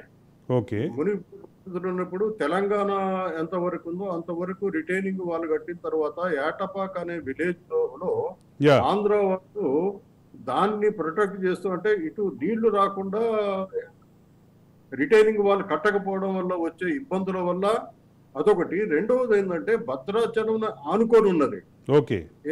ఈ 5 గ్రామాలు భద్రాచలం ఆనుకునేదంటే వాళ్ళు ప్రజలకు కానీ లేకపోతే విద్యార్థులకు కానీ ఏమవుతుంది, ప్రజలు ప్రతి పనికి భద్రాచలానికి రావాల్సి వస్తుంది. ఇప్పుడు ఏపీలో కలిపేయచ్చు కదండి, పాత ప్రాంతాన్ని ఇచ్చేవచ్చు కదా, ఈస్ట్ గోదావరి ప్రాంతాన్ని ఇచ్చేవచ్చు కదా. వినాయక్ రెడ్డి గారు మీరు కూడా 56 నాటి ముందు నాటి తెలంగాణ కోరుకున్నారు కదా, మాట మార్చారు కదా. మీరైతే ప్రొఫెసర్ గా ఉన్నారు, మీరు మాట మార్చారు కదా.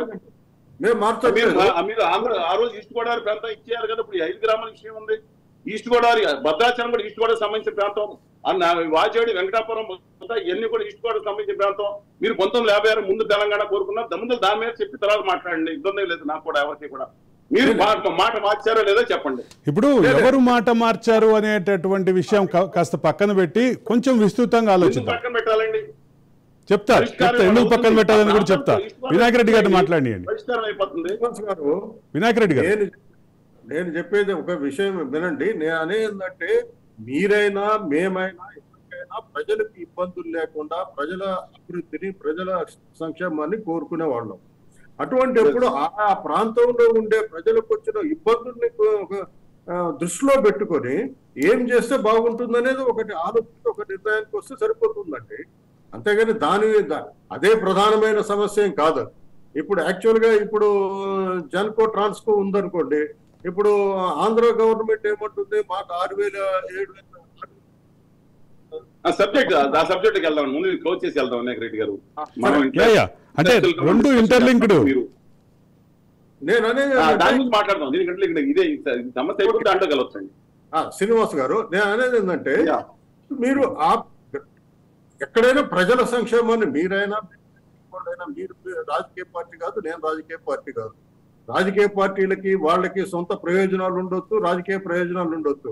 మనలాంటి వాళ్ళకి ఏముంటాయి, ప్రజల ప్రయోజనాలే ముఖ్యమైనవి. ప్రజల ప్రయోజనాలు ముఖ్యమైనప్పుడు మీరు ఆ ప్రాంతాన్ని పరిశీలించండి, పోయి చూడండి. చాలా సార్లు హెల్త్ క్యాంప్ కూడా పెట్టానండి అక్కడ, హెల్త్ క్యాంప్ కూడా చుట్టుపక్కల. ఇప్పుడు వర్షాలు విపరీతంగా వచ్చినాయి అనుకోండి, వరద వచ్చినప్పుడు భద్రాచలంలోకి నీళ్లు వస్తుంది. దాన్ని ఎట్లా నిరోధించడానికి అయితే కలిసి పనిచేయాల్సి వస్తుంది కదా.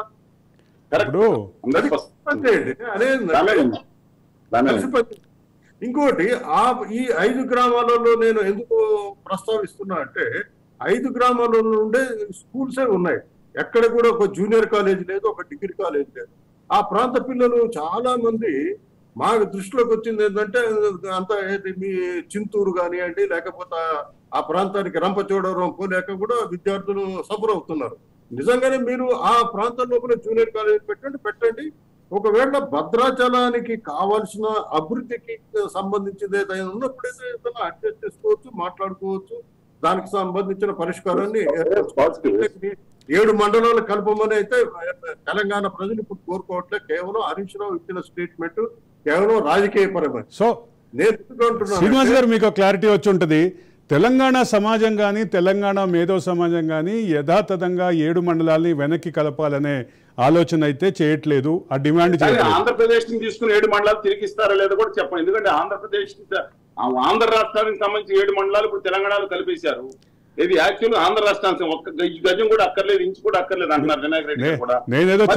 అది తిరిగి ఇచ్చేస్తారా లేదా అనేది నేనేదో చర్చకి లాజికల్ గా ముగింపు కోరుకుంటుంటే మీరు మరొక అంశాన్ని తీసుకొచ్చి కాస్త జట్లైన్ చేస్తారు. నేనేమన్నానంటే, ఒక విస్తృత అర్థంలో మనందరికీ ఎవరికి ఇక్కడ రాజకీయాలు అవసరం లేదు. రవికుమార్ గారు కూడా ఇది నోవే కనెక్టెడ్ పాలిటీ, అంటే అసోసియేట్ ఏ రాజకీయ పార్టీ ఇప్పుడు చేరలేదు. వినాయక్ రెడ్డి గారు కూడా చాలా హృదయంగానే మాట్లాడుతున్నారు, చాలా సంతోషం అండి. మన ప్రతి చర్చకి ఒక అర్థవంతమైన ముగింపు రావడానికి మీరు ప్రయత్నిస్తారు. ఒక పాయింట్ చెప్పదలుచుకున్న తెలంగాణ సమాజానికి కూడా, అయ్యా 7 మండలాలు ఏదైతే ఉన్నాయో అది ఆంధ్రప్రదేశ్ మోస్ట్ ఆఫ్ ద ప్రాంతాలు ఒకనాటి ఆంధ్ర రాష్ట్రానికి సంబంధించినయే. తెలంగాణ నుంచి ఎవరో తీసుకోలేదు. చంద్రబాబు నాయుడు గారు వచ్చి నేనే చేశానంటే కాదు. అసలు మొత్తం 63 గ్రామాలు తప్ప ఉత్తర భారతీయ జనతా పార్టీ చేసింది కూడా లేదండి. మధ్యలో ఉన్న గ్రామాలు అడ్మినిస్ట్రేట్ కలిపారు తప్ప 7 మండలాలు కూడా పూర్తిగా కలపలేదు. అది actual most of the land ఆనాటి ఆంధ్ర రాష్ట్రానికి సంబంధించింది, ఇంక్లూడింగ్ భద్రాచలం కూడా అని చెప్పదలుచుకున్నాను. మనతో మాట్లాడటానికి విజయ్ భాస్కర్ చాగంటి ఉన్నారు, ఫోన్ లైన్ లో ఉన్నారు. విజయ్ గారు నమస్కారం. విజయ్ గారు చెప్పండి. నమస్కారం. ఇప్పుడు 2 రాష్ట్రాలకి ముఖ్యమంత్రుల సమావేశం ఏదైతే జరగబోతుందో, ఈ 2 రాష్ట్రాల ముఖ్యమంత్రుల సమావేశం ఏ రకమైనటువంటి దిశగా రిజల్ట్ వస్తుందని మీరు భావిస్తున్నారు? 2 రాష్ట్రాల్లో మధ్య సౌహృద్భావ వాతావరణంలో ఈ సమావేశం జరుగుతుందని ఆశిస్తున్నామండి. ఎందుకంటే ఇద్దరు ముఖ్యమంత్రులు గతంలో కలిసి పనిచేసిన, ఒకే పార్టీలో కలిసి పనిచేసిన వాళ్ళు ఇప్పుడు 2 రాష్ట్రాలకు ముఖ్యమంత్రులుగా ఉన్నారు. కాబట్టి వాళ్ళిద్దరి మధ్య సౌహృద్భావ వాతావరణం ఉంటుందని ఆశిస్తున్నాము. ఇకపోతే ఎవరి రాష్ట్ర ప్రయోజనాలు వాళ్ళు కాపాడుకునే దిశగానే 2 రాష్ట్రాల ముఖ్యమంత్రుల చర్చలు జరుగుతాయని నేను అనుకుంటున్నాను. అదే సందర్భంలో విజయభాస్కర్ గారు ఇంకొక ప్రధానమైన చర్చ వస్తుంది. 2 రాష్ట్రాల ముఖ్యమంత్రులు 2 వేర్వేరు కూటమిలకు చెందినటువంటి ముఖ్యమంత్రులు, వీళ్ళిద్దరూ కలిసి కూర్చొని మాట్లాడుకునే క్రమంలో ఏ రకమైనటువంటి అవుట్పుట్ వచ్చేటటువంటి అవకాశం ఉంది, ఏ రకమైనటువంటి సామరస్యత ఉండేటటువంటి అవకాశం ఉంది, అసలు సామరస్యతకి అవకాశం ఉందా?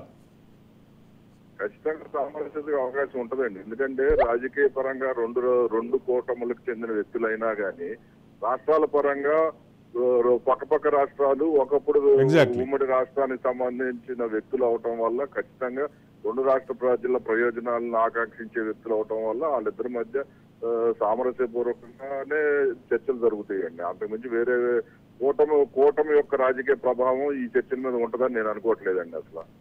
అదే ఇంకొక ప్రధానమైనటువంటి ప్రశ్న వస్తుంది. రెండు రాష్ట్రాలకి సంబంధించినటువంటి పరస్పరమైనటువంటి డిమాండ్లు ఏదైతే ఉన్నాయో డిమాండ్లలో ఇచ్చిపుచ్చుకునే ధోరణి ఉండాలి, అదే సందర్భంలో పట్టు విడుపులు ఉండాలి అనేటటువంటి భావం బాగా వినిపిస్తోంది. ఇదే రకంగా ఉండే అవకాశం ఉంది. ఖచ్చితంగా అండి. ఎందుకంటే రాష్ట్రాలు వీడిపోయి దాదాపు 10 ఏళ్లుగా పూర్తవుతున్నాయి. 10 ఏళ్ళు పూర్తయిన తర్వాత కూడా ఇంకా గతం తాలూకు సీటు తవ్వుకునే కంటే ప్రస్తుతం ఉన్న పరిస్థితిని బట్టి అవైలబుల్ గా ఇద్దరు ఇచ్చిపుచ్చుకునే ధోరణితో నడిస్తేనే రెండు రాష్ట్రాల ప్రజలకు కానీ రెండు రాష్ట్రాల రాజకీయాలకు కానీ అన్నిటికీ సరిగా ఉంటదండి. ఎందుకంటే ఇన్ని రోజుల తర్వాత కూడా ఇద్దరు ఒకరికొకళ్ళు పూర్తిగా తెలిసిన వ్యక్తుల మధ్య చర్చల్లో కూడా ప్రతిష్టంభన నెలకొందంటే అది తెలుగు ప్రజల దురదృష్టం అనుకోవాల్సిందే కానీ వేరేది ఏముండదు. ధన్యవాదాలు విజయభాస్కర్ గారు. మీ అభిప్రాయం ధన్యవాదాలు. లైవ్లోకి వచ్చి మీ అభిప్రాయాలు తెలియజేసినందుకు thank you very much Vijayabhaskar గారు. వినాయక్ రెడ్డి గారు, ఇప్పుడు సగటు ప్రజలు ఏమని ఫీల్ అవుతున్నారు అనే దానికి విజయభాస్కర్ మాట్లాడినటువంటి మాటనే ఉదాహరణగా చూడాలి. అంటే ఒకవైపు ఏమో రెండు రాష్ట్రాల మధ్య సామరస్యత ఉండాలి, అదే సందర్భంలో ఎవరి రాష్ట్ర ప్రయోజనాలను వారు కాపాడుకోవాలి అనేటటువంటి భావం వినిపిస్తోంది. I hope you agree with this statement. ఇప్పుడు మీకు ఢిల్లీ మన తెలంగాణ ఆంధ్రప్రదేశ్ భవన్ ఉంది కదా, భవనం, అవన్నీ కూడా ఈ మధ్యనే రీసెంట్ గా రెండు రాష్ట్ర ప్రయోజనాలకు అనుగుణంగా అది వాళ్ళు పరిష్కరించుకోగలిగారు. సామరస్యపూర్వకంగా ఫిర్యాదులు లేకుండా, పంచాయతీ లేకుండా జరిగింది. అదే అక్కడ జరిగిపోయింది. అక్కడ ఎవరిది వాళ్ళు బైఫర్కేట్ అయిపోయింది. అంటే మీరేదో ఒక ప్రత్యేకమైన సబ్మిషన్ కోసం అడిగారు, ఏం చెప్పండి. అది ఏం లేదండి, అది చెప్పి ఒకసారి ఉత్తర్వులు అన్ని భావించొద్దు, మిగతా వాళ్ళు కూడా వచ్చేసి ఏం లేదు.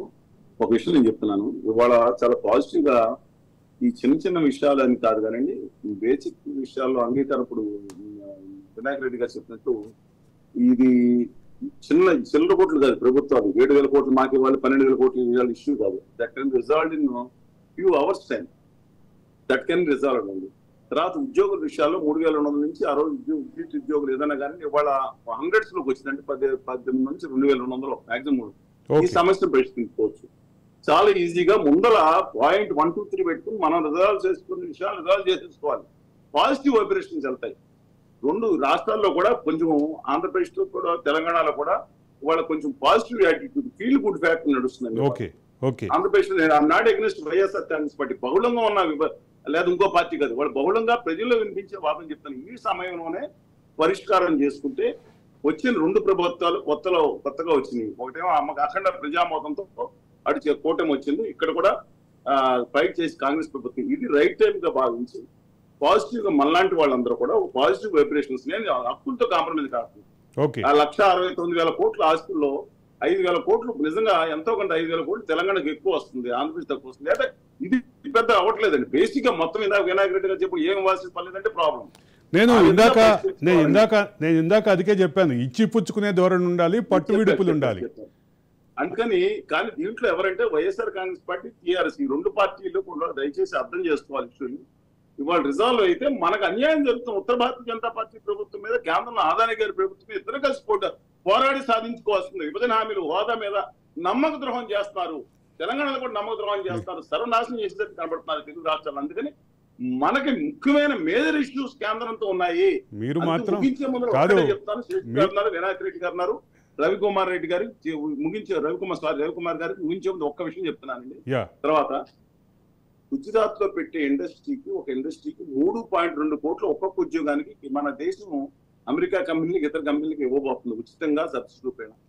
అంటే 10,000 ఉద్యోగాలు కల్పిస్తే 32,000 కోట్లు ఈ దేశం ఆ కంపెనీకి ఇస్తుంది. గుజరాత్ లో పెడితేనే ఇస్తుంది. ఇంత దిక్కుమాలిన అసహ్యకరంగా బిహేవ్ చేసే ప్రభుత్వం ఈ దేశ చరిత్రలో ఎక్కడ కూడా లేదు. మీకు ఆంధ్రప్రదేశ్ కి సంబంధించిన ఒక గుడ్ న్యూస్ చెప్పాలి. గుజరాత్ కూడా పోటీ పడితే, గుజరాత్ తో పోటీ పడి ఏది కాలుష్యకారకమైన ఇండస్ట్రీ గురించి మాట్లాడుతున్నారా? అత్యంత కాలుష్యకారమని బొంబాయిలో, మహారాష్ట్రలో అక్కడ వద్దని చెప్పారు. ఇవాళ రిఫైనరీలు మాకు వద్దు, మాకు ఉద్యోగ ఉపాధ్యాయులు కల్పించిందంటే ఆ మిస్సైల్ సెంటర్ పెట్టారు. అది తీసేసిన పాత మెషినరీతో పెట్టే ఉద్దేశంతో ఆల్రెడీ డాక్టర్ బాబురావు గారు మిగతా వాళ్ళు కూడా చెప్తున్నారు. కానీ ఒక భారీ పరిశ్రమ సార్, 60,000 కోట్ల పరిశ్రమ వస్తుంది. ఆ రిఫైనరీ నిర్మాణానికి ఎంతమంది కూలీలు నుంచి మొదలు పెడితే ఎంత ఎంత టెక్నికల్ ఎక్స్పర్ట్స్ వరకు చాలా ఉద్యోగ కల్పన జరగబోతుంది. నేను I'm not denying that, but మనకు హోదా విభజన హామీలు వస్తే రైట్ ర్యాలీ నేను 3.2 కోట్లు గూగుల్, ఇది ఎంతండి? గూగుల్ కంపెనీ 85,000 కోట్ల రూపాయలు గుజరాత్ లో పెట్టించుకున్నారు మోడీ గారు వెళ్ళి. ఇవాళ నేను అనేది ఎంతమంది ఉద్యోగాలు వస్తున్నాయి, ఎంతమంది మన వాళ్ళు ఉంటున్నారు, సామాజికంగా ఎలా డెవలప్ అవుతుంది, యువతకి ఎంతమంది ఉద్యోగాలు వస్తాయి, ఇవన్నీ పరిశీలిస్తున్న కాలుష్య కారకం లేని పరిశ్రమలు మనం కావాలని కోరుకున్న ఆశలే బొగ్గుమంటున్నాం. మసిపట్టి ఈ ప్రాంతాల్లో రండి, నేను ఎక్కడే ఉన్నాం సముద్రంలో. ఇవాళ జూలై 6వ తారీఖు కూడా ఎండ వర్షం కనపడుతుంది. అందువల్ల మనం ప్రత్యేక హోదా విభజన హామీలు సాధించుకుంటే, రాయితీలు సాధించుకుంటే చాలా అద్భుతంగా జరుగుతుంది. మనకు కావాల్సిన ఇండస్ట్రీ వస్తాయని నా అభిప్రాయం తెలియజేస్తున్నాను. 3.2 కోట్లు మాత్రం దుర్మార్గంగా గుజరాత్ తరలించుకెళ్ళిపోతా ఉన్నారు. మనందరం తెలంగాణ ఆంధ్రప్రదేశ్ ప్రజలు కట్టిన పన్నుల్లోంచి విదేశానికి గుజరాత్ లో ఇండస్ట్రీ పెడితే 20,000 కోట్లు సబ్సిడీలు ఇస్తారా ఆ దేశానికి? అది ఆలోచించి మంచి పోతా ఉన్నారు. ప్రొఫెసర్ తిరునగర్ శేషు మళ్ళీ జాయిన్ అయ్యారు. వెల్కమ్ శేషు గారు. శేషు గారు వెల్కమ్. నమస్కారం అండి. అన్నిదా భావించొద్దండి. శ్రీనివాస్ గారు డిబేట్ లో అంటే ధన్యవాదాలు శ్రీనివాస్ గారు. చాలా అంటే థ్యాంక్ యూ శ్రీనివాస్ గారు. అలాగే శేషు గారు, ఆంధ్రప్రదేశ్ తెలంగాణ ముఖ్యమంత్రుల భేటీకి సంబంధించినటువంటి చర్చలో ఉన్నాం. దీనికి సంబంధించి ఏ రకమైనటువంటి భావంతో చూస్తున్నారు? అంటే ఒక పక్క తెలంగాణ సుదీర్ఘకాలం పాటు తెలంగాణ ఉద్యమకారుడిగా ఉండి, అదే సందర్భంలో తెలంగాణ మేధో సమాజానికి ప్రతినిధిగా మీరు అధ్యాపక వృత్తి నుంచి వచ్చినటువంటి మీరు ఏ రకమైనటువంటి సానుకూల భావం చూస్తున్నారు దీంట్లో? అందరికీ నమస్కారం. రెండు రాష్ట్రాల ముఖ్యమంత్రుల మధ్య సమావేశం జరగటాన్ని ఆహ్వానిస్తున్నాం. ఓకే. ఈ సమావేశం కొంత మేరకైనా రెండు రాష్ట్రాల మధ్య ఉన్నటువంటి వివాదాలు పరిష్కారం అయితే రెండు రాష్ట్రాల ప్రజలు సంతోషిస్తారనేటటువంటి విషయాన్ని మనం గమనించాలి. అయితే ఈ సమావేశము రాజకీయంగా ఇద్దరు ముఖ్యమంత్రులకి ఎక్కువ ఉపయోగకరంగా ఉంటుంది, కానీ రెండు రాష్ట్రాల ప్రజలకు ఎంత మేరకు ఉపయోగకరంగా ఉంటుంది అనేది చర్చల ఫలితాల తర్వాతనే మనకి విషయం తెలుస్తుంది. అయితే ఈ చర్చల్లో మనం అనుకునేటటువంటి ప్రధానమైనటువంటి అంశాలు అజెండాగా లేవు. ఒక 10 అంశాలను వాళ్ళు చర్చల్లో అంశాలుగా పెట్టుకున్నట్లుగా మనకి తెలుస్తుంది. అయితే కీలకంగా రెండు రాష్ట్రాలు ఎదుర్కొంటున్నటువంటి సమస్యలు ప్రధానమైన అజెండాగా ఉండాల్సినటువంటి అవసరం ఉండే. అయితే ఇప్పుడు మనం ఈ 10 సంవత్సరాల్లో మనకు కనపడుతుంది ఏంటి అనంటే, ఓవరాల్ గా కేంద్రం నుండి విభజన చట్టంలో పొందుపరిచిన హామీలను సాధించటంలో ఆంధ్ర కంటే తెలంగాణ వెనకబడిపోయింది. దానికి రాజకీయ కారణం ఏంటి అంటే, 3 సార్లు అక్కడ ప్రభుత్వాలు ఏర్పాటైతే కేంద్రంలో ఉన్నటువంటి ఎన్డీఏ ప్రభుత్వానికి అనుకూలమైన ప్రభుత్వాలు ఏర్పడ్డాయి. అది చంద్రబాబు నాయుడుదైనా జగన్మోహన్ రెడ్డిదైనా. కానీ అన్ఫార్చునేట్లీ తెలంగాణకు వచ్చేసరికి మనకి కేసీఆర్ రెండోసారి అధికారంలోకి వచ్చిన తర్వాత కేంద్రం తోటి అంటిముట్టనట్లుగా ఉండటం వల్ల రాష్ట్రానికి నష్టం జరిగింది. ఇప్పుడు రాష్ట్రంలో కాంగ్రెస్ ప్రభుత్వం వచ్చింది, కేంద్రంలో బీజేపీ ప్రభుత్వం ఉండటం వల్ల కొంత రాజకీయంగా ఇబ్బందికరమైనటువంటి పరిస్థితులు ఉంటాయా అనేటటువంటి అనుమానాలు ఉన్నాయి. ఇది ఒక నేపథ్యం. అయితే రెండోది, ఈ 9వ షెడ్యూల్లో ఉన్న 10వ షెడ్యూల్లో ఉన్నటువంటి అదర్ 242 సంస్థల విభజన రెండు రాష్ట్రాల మధ్య జరగాలి. వీటన్నిటికంటే కీలకమైన తీవ్రమైనటువంటి సమస్యలు రెండు రాష్ట్రాల మధ్య ఉన్నాయి. అవి చర్చల అజెండాలో రాకపోవటం కొంచెం బాధాకరమైనటువంటి విషయంగా మనం చూడాలి. అంటే ఏ రకమైనటువంటి అంశాలు? ఆంధ్రకు మధ్య ఉన్న తెలంగాణకి ఆంధ్రకు ఉన్న తీవ్రమైన సమస్య ఏంటి? నీటి వనరుల సమస్య ఉంది. మీరు చూడండి, 2023 నవంబర్ 30 నాడు తెలంగాణ రాష్ట్ర శాసనసభ ఎన్నికలు జరుగుతుంటే ఉదయం 5 గంటలకి ఆంధ్ర డ్యామ్ మీదకి వచ్చేసి గేట్లు తెరిచి కిందికి నీళ్లు వదులుకున్నారు. అది ఒక తీవ్రమైనటువంటి సమస్య కదా. కాబట్టి శ్రీశైలం జలవనరుల వాటాకి, నాగార్జున సాగర్ జలవనరుల వాటాకి, కేఆర్ఎంబి జలవనరుల వాటా అనేది రెండు రాష్ట్రాల మధ్య తీవ్రమైనటువంటి ఒక సమస్యగా ఉంది. ఆ సమస్య ఈ చర్చల అజెండాలో లేకపోవటం వల్ల పెద్దగా ఉపయోగకరం ఉంటుందా అనేటటువంటి ఒక సందేహాలు వ్యక్తమవుతున్నాయి. ఇది ఒకటైతే, రెండోది, మనం విభజన జరుగుతున్నప్పుడు మనం 7 మండలాలని ముంపు మండలాలుగా, పోలవరం ముంపు మండలాలుగా మనం ఆంధ్రకు వదులుకున్నాం. కానీ ఇప్పుడు జరిగిన పరిణామం ఏంటి అనంటే, గత 2 సార్లు వర్షాకాలం వచ్చినప్పుడు, వరదలు వచ్చినప్పుడు భద్రాచలం మునిగిపోయింది. భద్రాచలం రాములవారి పాదాల వరకు నీళ్లు వచ్చి భద్రాచలం నగరం అంతా, పట్టణం అంతా మునిగిపోయినటువంటి సందర్భాన్ని చూసాము. మళ్ళా అట్లాంటి సమస్య తలెత్తకుండా ఉండాలంటే మనం గతంలో 7 మండలాలు వదులుకున్నాం. ఇప్పుడు వాళ్ళు 5 గ్రామాలు వదులుకుంటే సరిపోతుంది కదా. ఎట్టిపాక లాంటి, పురుషోత్తమగూడెం లాంటి మండలాలు, తర్వాత పిచ్చుకలగూడెం లాంటి గ్రామాలను వాళ్ళు 5 గ్రామాలను మనకు వదులుకుంటే సరిపోతుంది కదా. భద్రాచలాన్ని రక్షించుకోగలుగుతాం కదా. కేసీఆర్ గారు గతంలో భద్రాచలం వెళ్లి 100 కోట్ల రూపాయలతో రిటైనింగ్ వాల్ కడతామని చెప్పారు, కట్టలేదు కదా. కాబట్టి ఇట్లాంటి తీవ్రమైనటువంటి సమస్యలు చర్చకు రాకుండా 2 రాష్ట్రాల మధ్య ఉన్నటువంటి సంస్థల విభజన, 2 రాష్ట్రాల మధ్య ఉన్నటువంటి కార్పొరేషన్ల విభజనకే పరిమితం అయితే అది పెద్దగా ఉపయోగం ఉండదు. ఎందుకనంటే 10 సంవత్సరాలు దాటిపోయింది. హైదరాబాద్ లాంటి ఉమ్మడి రాజధాని నిబంధన కూడా తొలగిపోయినటువంటి సందర్భంలో గతంలో కూడా ఈ సంస్థల విభజన కాకపోయినా 2 రాష్ట్రాల ప్రజలకు పెద్దగా ఇబ్బంది జరగలే. ఉదాహరణకు మీకు పొట్టి శ్రీరాములు తెలుగు యూనివర్సిటీ విభజన కాలే, ఏమి నష్టం జరిగింది 2 రాష్ట్రాలకి? తర్వాత మీరు తెలుగు అకాడమీ విభజన కాలే, ఏమి నష్టం జరిగింది 2 రాష్ట్రాలకి? హైయర్ ఎడ్యుకేషన్ కౌన్సిల్ విభజన జరగలే, ఏమి నష్టం జరిగింది 2 రాష్ట్రాలకి? వాళ్ళు ఒకటి పెట్టుకున్నారు, వీళ్ళు ఒకటి పెట్టుకున్నారు. కానీ తీవ్రమైనటువంటి సమస్యలు 2 రాష్ట్రాల మధ్య ఉన్నాయి. ఆ సమస్యల ప్రస్తావన లేకుండా ఆస్తుల పంపకాలు, సంస్థల పంపకాలు, కార్పొరేషన్ల పంపకాలకే పరిమితం అయితే పెద్దగా ఉపయోగం ఏముంటుంది అనేటటువంటి చర్చ ఇప్పుడు జరుగుతుంది. నిజంగా తెలంగాణకి నష్టం జరుగుతున్నది నీటి వనరులలో, నిజంగా తెలంగాణకు నష్టం జరుగుతున్నది భద్రాచలం లాంటి విషయాలలో, నిజంగా తెలంగాణకు అన్యాయం జరుగుతుంది విద్యుత్ శక్తి వాటాలలో, కేఆర్ఎంబి వాటాలలో. ఆ చర్చలు లేకుండా ఒక 10 అంశాలకు మాత్రమే పరిమితం అవుతుందంటే 2 రాష్ట్రాల ముఖ్యమంత్రులకు రాజకీయ పరంగా ఉపయోగం జరుగుతుంది తప్ప ప్రజలకు, రాష్ట్రాలకు ఇక్కడ ఒక ప్రధానమైన అంశం గమనించాలి. కేఆర్ఎంబికి సంబంధించినటువంటి అంశం మాత్రం ఇప్పుడు కోర్టు పరిధిలో ఉంది, అంటే జ్యుడిషియరీ పరిధిలో ఉంది. కాబట్టి దానికి సంబంధించినటువంటి చర్చ ఇనిషియేట్ చేసే పరిస్థితి లేదు. అదే సందర్భంలో కేఆర్ఎంబి నిర్వహణ కూడా కేంద్ర ప్రభుత్వంలోకి వెళ్ళిపోయినటువంటి నేపథ్యంలో దానికి సంబంధించి చర్చ చేసే అవకాశం లేదు అనే ఒక వాదన అయితే బలంగా వినిపిస్తుంది. దీని గురించి రవి గారు ఏమంటారో చూద్దాం. ఒక్కసారి వస్తాను, I will come back to Seshu గారు. రవి గారు, అంటే ఇక్కడ శేషు గారు చెప్తున్నటువంటి అభ్యంతరాలు ప్రధానంగా ఉన్నటువంటి ఏమిటంటే, అసలు ప్రధాన సమస్యలను వదిలిపెట్టి తాత్కాలికంగా ఒక 10 అంశాలతోటి కూర్చొని చర్చించడం ద్వారా పెద్దగా ప్రయోజనం కలగకపోవచ్చు అనేది ఆయన చెప్తున్నటువంటి మాట. ఖచ్చితంగా అండి, ఎందుకంటే మీకు అదే నేను మొదటి నుండి చెప్తూ వచ్చా. ఇక్కడ ఈ 10 ఏళ్లలో 2014 బైఫర్కేషన్ అయిన తర్వాత ఈ 10 ఏళ్లలో ప్రజలు ఎదుర్కొంటున్నటువంటి సమస్యలు, విభజన వల్ల వ్యక్తిగత జీవితాలకు కానీ ప్రజా జీవితాలకు కానీ సంబంధించిన అంశాలు కూడా వెళ్ళాలి. మీరు అబ్జర్వ్ చేస్తే ఇక్కడ నార్త్ ఆంధ్ర నుండి మైగ్రేట్ అయిన మేజర్ బీసీ కులాలని కేసీఆర్ ఓసీ కులాల్లో చేర్చారు. అది ఎప్పటి నుండో ఉన్న సమస్య. ఒక ప్రాంతంలో ఒక బీసీ వ్యక్తి వేరే ప్రాంతంలో ఓసీ ఎలా అవుతాడు? అది కాన్స్టిట్యూషనల్ గా కూడా తప్పు కదా. సో ఇది అక్కడ తెలంగాణ రాష్ట్రంలో ఉన్నటువంటి టీచర్లు ఎన్ఎల్టీఏ అని ఒక అసోసియేషన్ పెట్టి మేము మా ప్రాంతానికి వెళ్ళిపోతాం అని చెప్పి ఎప్పటి నుండో కూడా కోరుతున్నా కూడా ఆ సమస్యల మీద స్పందించిన దాఖలాలు లేవు. సో ఇలాగేంటంటే ఉద్యోగస్తులకు సంబంధించిన సమస్యలు కానీ, ప్రజలకు సంబంధించిన సమస్యలు కానీ, వ్యాపారాలకు సంబంధించిన వ్యక్తుల మధ్య ఉండే సంబంధాలకు సంబంధించిన సంస్థల విషయాల్లో కానీ చాలా సమస్యలు ఉన్నాయి. ఇవన్నీ ఏవైతే ఉన్నాయో చట్టంలో పొందుపరిచిన అంశాలు కాబట్టి ఖచ్చితంగా ఈ రోజు కాకపోయినా రేపైనా అది యాక్ట్ లో ఉండుంటే మాత్రం మనం కోర్టుల ద్వారా అయినా ఏ విధంగానైనా పరిష్కారం తీసుకుంటాం. అయితే టైం బౌండెడ్ గా ఇవన్నీ రిజాల్వ్ చేస్తుంటే ప్రజలకి ప్రయోజనాలు, రాష్ట్రానికి కూడా ప్రయోజనాలు అయితే కలుగుతాయి.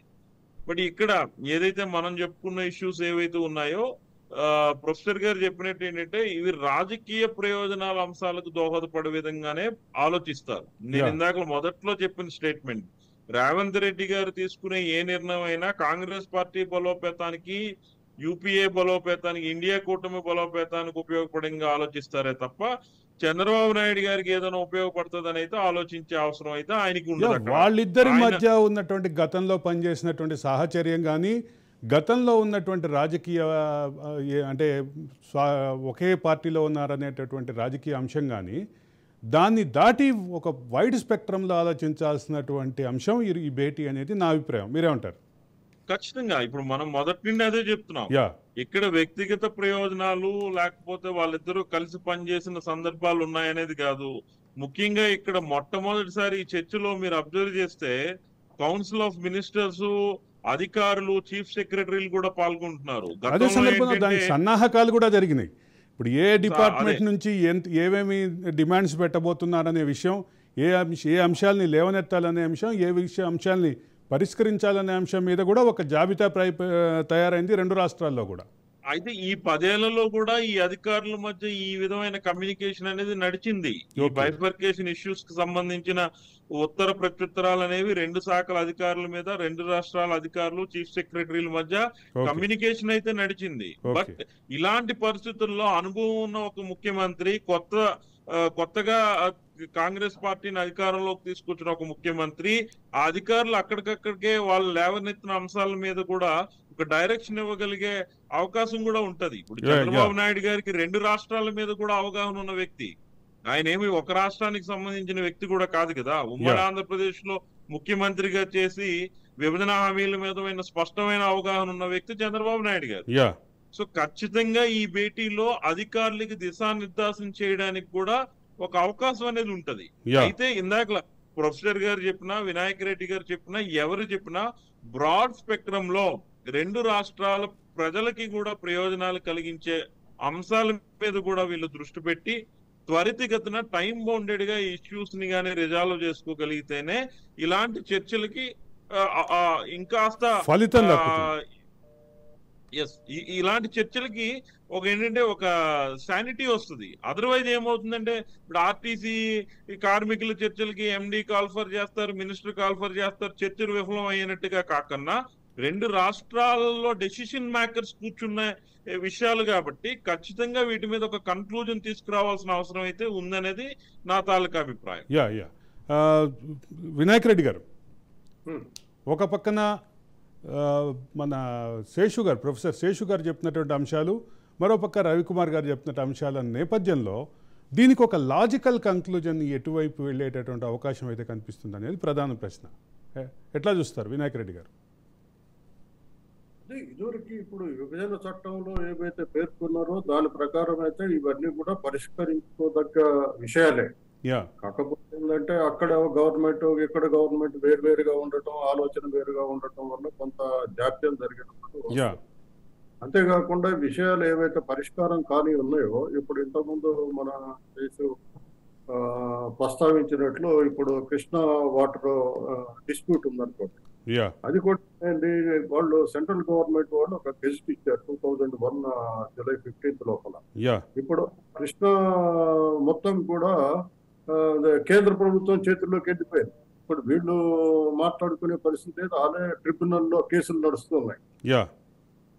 అది ఇప్పటికిప్పుడు వీళ్ళిద్దరి మధ్యన పరిష్కారం అయ్యే విషయం అయితే కాదు. అంటే వీళ్ళిద్దరు కూడా పరిష్కారం కాకపోతే ఇంతకుముందు నేను చెప్పినట్లు 811 టీఎంసీ లోపల వాస్తవానికి క్యాచ్మెంట్ ఏరియా ప్రకారం 558 టీఎంసీలు తెలంగాణకి రావాలి. ఉపయోగించుకుంటున్న తర్వాత విషయం.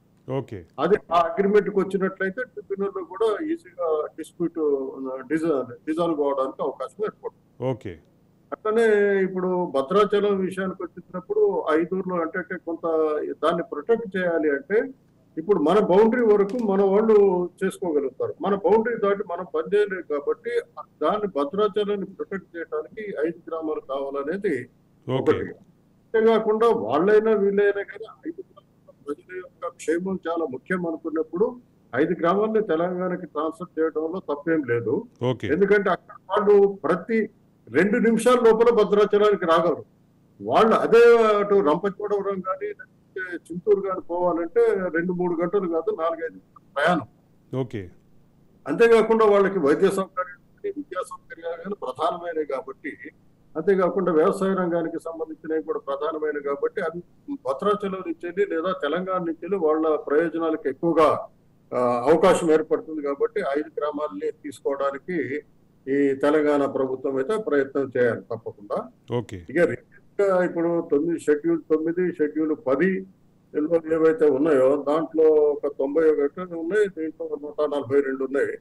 దాంట్లో షీలా బీడే కమిషన్ వేసినట్లు దాంట్లో ఆల్మోస్ట్ ఒక 68 ఇష్యూస్ వరకు కూడా తెలంగాణ గవర్నమెంట్ ఉంది. 91లో ఇంకొక 38 అట్లా మిగిలి ఉన్నాయి. అవి పరిష్కరించుకోవడానికి అవకాశం ఉంటుంది.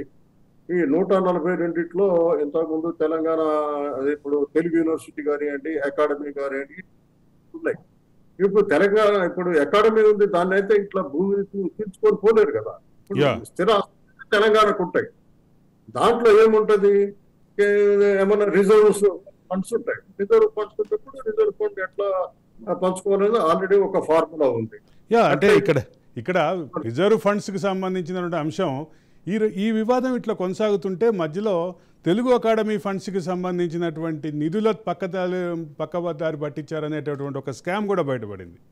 ఆ స్కామ్ కూడా బయటపడింది. అది అది అది ఇంతవరకు కూడా అది పరిష్కారం అయిందా లేదా తెలియదు. అది యాక్చువల్ గా మరి వాళ్ళ తెలుగు అకాడమీ డైరెక్టర్ కి తెలియకుండానే తెలుగు అకాడమీలో ఉండేవాళ్ళు అంటే వాళ్ళు కాదు, ఈ రెండు రాష్ట్రాలకి సంబంధించిన వివాదాన్ని అడ్డం పెట్టుకునే ఈ స్కామ్ జరిగింది అనేటటువంటి అంశం కూడా బాగా చర్చలోకి వచ్చింది. ఆ చర్చలోకి అయితే వచ్చింది. అది దాదాపు 600 కోట్లు 60 కోట్లు. సరే, అది ఫ్రాడ్ కేసు అనుకోండి. నేను అనేది ఏంటంటే రెండు రాష్ట్రాల మధ్యన ఏమన్నా ఉంటే దాంట్లో పెద్దగా మనతో మాట్లాడటానికి వేల్పూరి శ్రీనివాస్ గారు, రాజకీయ విశ్లేషకులు, అలాగే ఉద్యమకారుడు కూడా. ఆయన ఆంధ్ర నేపథ్యం ఉండి తెలంగాణ ఉద్యమానికి సపోర్ట్ చేసినటువంటి నాయకుడు అప్పట్లో. శ్రీనివాస్ గారు నమస్కారం. శ్రీనివాస్ గారు నమస్తే, చెప్పండి సార్.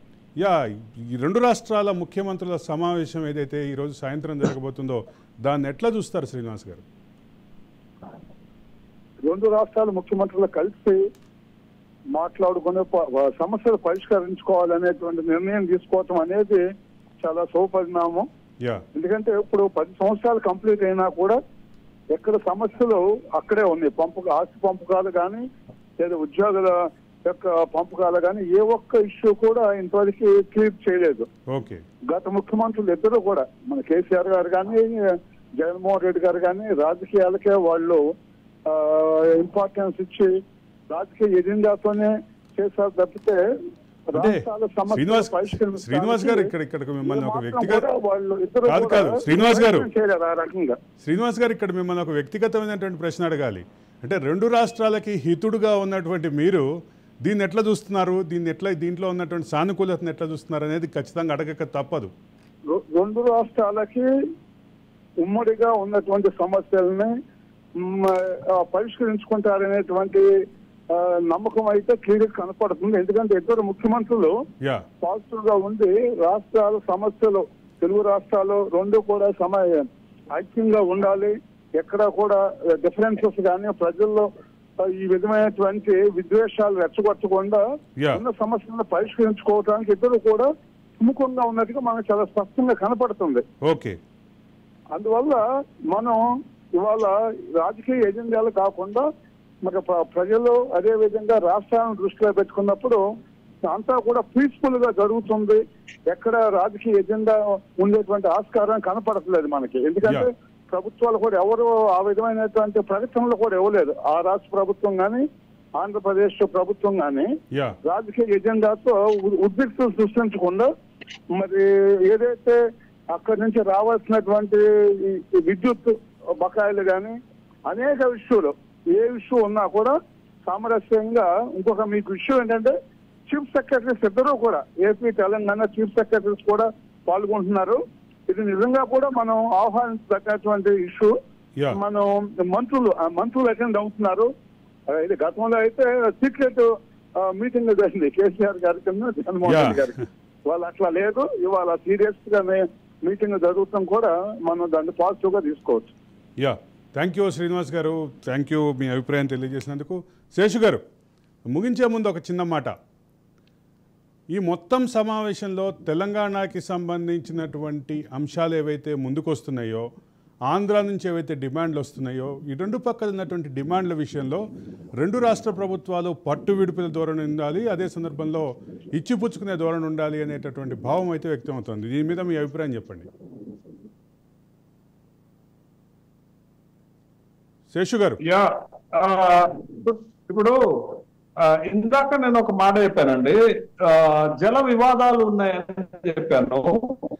చౌర్యం కూడా ఉంది కదా, జల వివాదాలతో పాటు జల చౌర్యం కూడా ఉంది అనేటటువంటి ఆరోపణలు గతంలో తెలంగాణ ముఖ్యమంత్రులు చేశారు. ముఖ్యంగా రేవంత్ రెడ్డి గారు తెలంగాణ ముఖ్యమంత్రి అయిన తర్వాత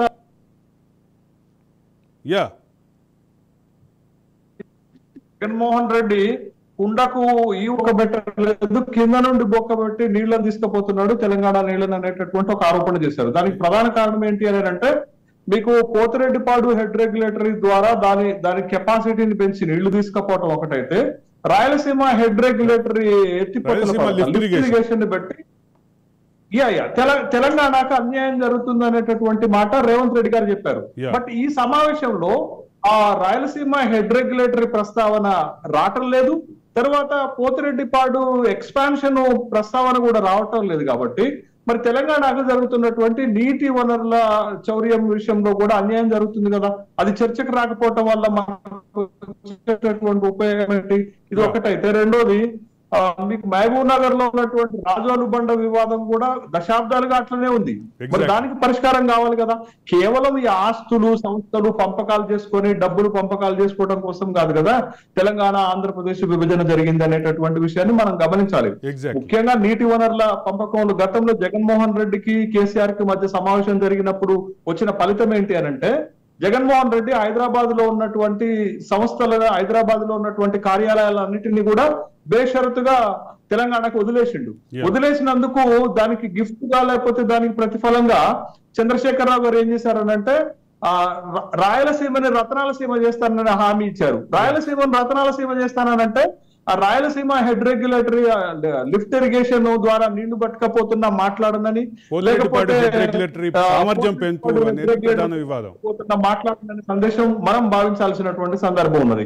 రెండోది, ఈ సంస్థల విభజన సందర్భంలో కూడా ప్రాతిపదిక కొంత తెలంగాణకు అన్యాయం జరిగేటట్టుగా కనపడుతుందండి. షీలా బీడే ఇచ్చినటువంటి ప్రతిపాదనలలో ఏ ప్రాతిపదికన ఈ సంస్థల విభజన జరగాలి? జనాభానా, లేకపోతే నగదు స్థిరాస్తులు జరిగేటప్పుడు జనాభా తీసుకోమన్నారు, తర్వాత స్థిరాస్తులు అయితే లొకేషన్ తీసుకోమన్నారు, నగదు అయితే జనాభా తీసుకోమన్నారు. అంటే ఏ ప్రాతిపదిక అనేది, ఒక దగ్గర తెలంగాణకు నష్టం జరుగుతుంది, ఇంకొక దగ్గర తెలంగాణకు లాభం జరుగుతుంది. కానీ తెలంగాణకు లాభం జరిగే దగ్గర తక్కువ లాభం జరుగుతుంది, నష్టం జరిగే దగ్గర ఎక్కువ నష్టం జరుగుతుంది. కాబట్టి తెలంగాణకు ఒక 53 అంశాలపైన రకరకాలైనటువంటి అభ్యంతరాలు వ్యక్తమవుతున్న సందర్భంలో చాలా మేజర్ పార్ట్ సింగరేణిని విభజించమంటున్నారు. అసలు సింగరేణి సంస్థ విభజన చేసిన తర్వాత తెలంగాణకు వచ్చేటటువంటి లాభం ఏంటది? ఇది ఒకటైతే, రెండోది, మనకు సంబంధించినటువంటి జల విద్యుత్ ప్రాజెక్టులు విభజన చట్టంలో భాగంగా వాళ్ళు తీసుకున్నారు. శ్రీశైలం కావచ్చు, సీలేరు లాంటి ప్రాజెక్టులు తీసుకొని ఇవాళ మీరు మా విద్యుత్ శక్తిని వాడుకున్నారు కాబట్టి మీరు దరిదాపు 6,015 కోట్ల రూపాయలు ఆంధ్రకి కట్టాలనేటటువంటి 6,716 కోట్లు ఆంధ్రప్రదేశ్ డిమాండ్ 6,716 మనం కోర్టుకు వెళ్ళి కేంద్ర విద్యుత్ శక్తి శాఖ ఇచ్చినటువంటి ఆర్డర్స్ ని మనం నిలుపుదల చేసుకోవాల్సి వచ్చింది. కాబట్టి ఇట్లాంటి అనేక అంశాలు ఈ విభజనలో ఉన్నటువంటి ఈ షీలా బీడే ఇచ్చినప్పుడు కానీ, లేకపోతే 10th షెడ్యూల్ లో ఉన్నటువంటి పంపకాల్లో కానీ మొత్తంగా ఆంధ్ర ప్రతిపాదనలు తెలంగాణకు నష్టం చేసేటట్టుగా ఉన్నాయి. రెండోది, ఆంధ్ర మొత్తం ఎస్టిమేట్ చేసినటువంటి విలువ ఎంతో తెలుసా అండి? 1.42 లక్షల కోట్ల వివాదం ఉంది మన మధ్య ఈ పంపకాలు జరగాలనేటటువంటిది. రెండోది, ఏపీఎస్ఎఫ్సి ఉంది, దానికి విలువైనటువంటి భూములు మన దగ్గర ఉన్నటువంటి భూములను వాళ్ళు పంపకాలు చేయమంటున్నారు. ఇప్పుడు మీకు ఆర్టీసీ ఉంది, బస్సుల పంపకాలు చేసుకున్నాం, వాళ్ళు ఏమంటారు, ఆస్తుల పంపకాలు కూడా జరగాలని అంటారు. ఆస్తులన్నీ ఎక్కడున్నాయి?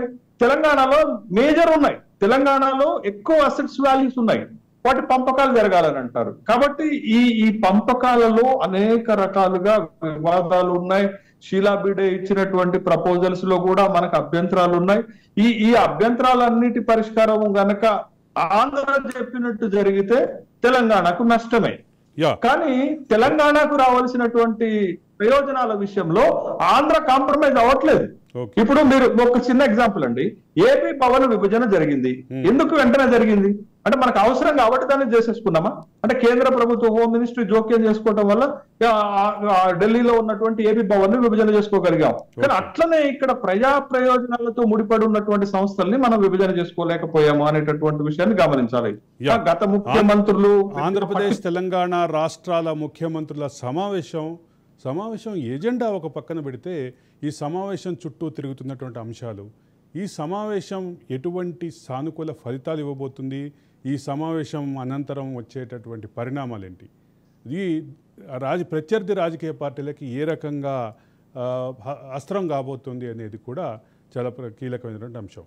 ఈ అంశాలపై ఇప్పటివరకు చర్చలో పాల్గొన్న ప్రొఫెసర్ వినాయక రెడ్డి గారికి, రవికుమార్ గారికి, చల్సాని శ్రీనివాస్ గారికి, ప్రొఫెసర్ శేషు గారికి అందరికీ ధన్యవాదాలు.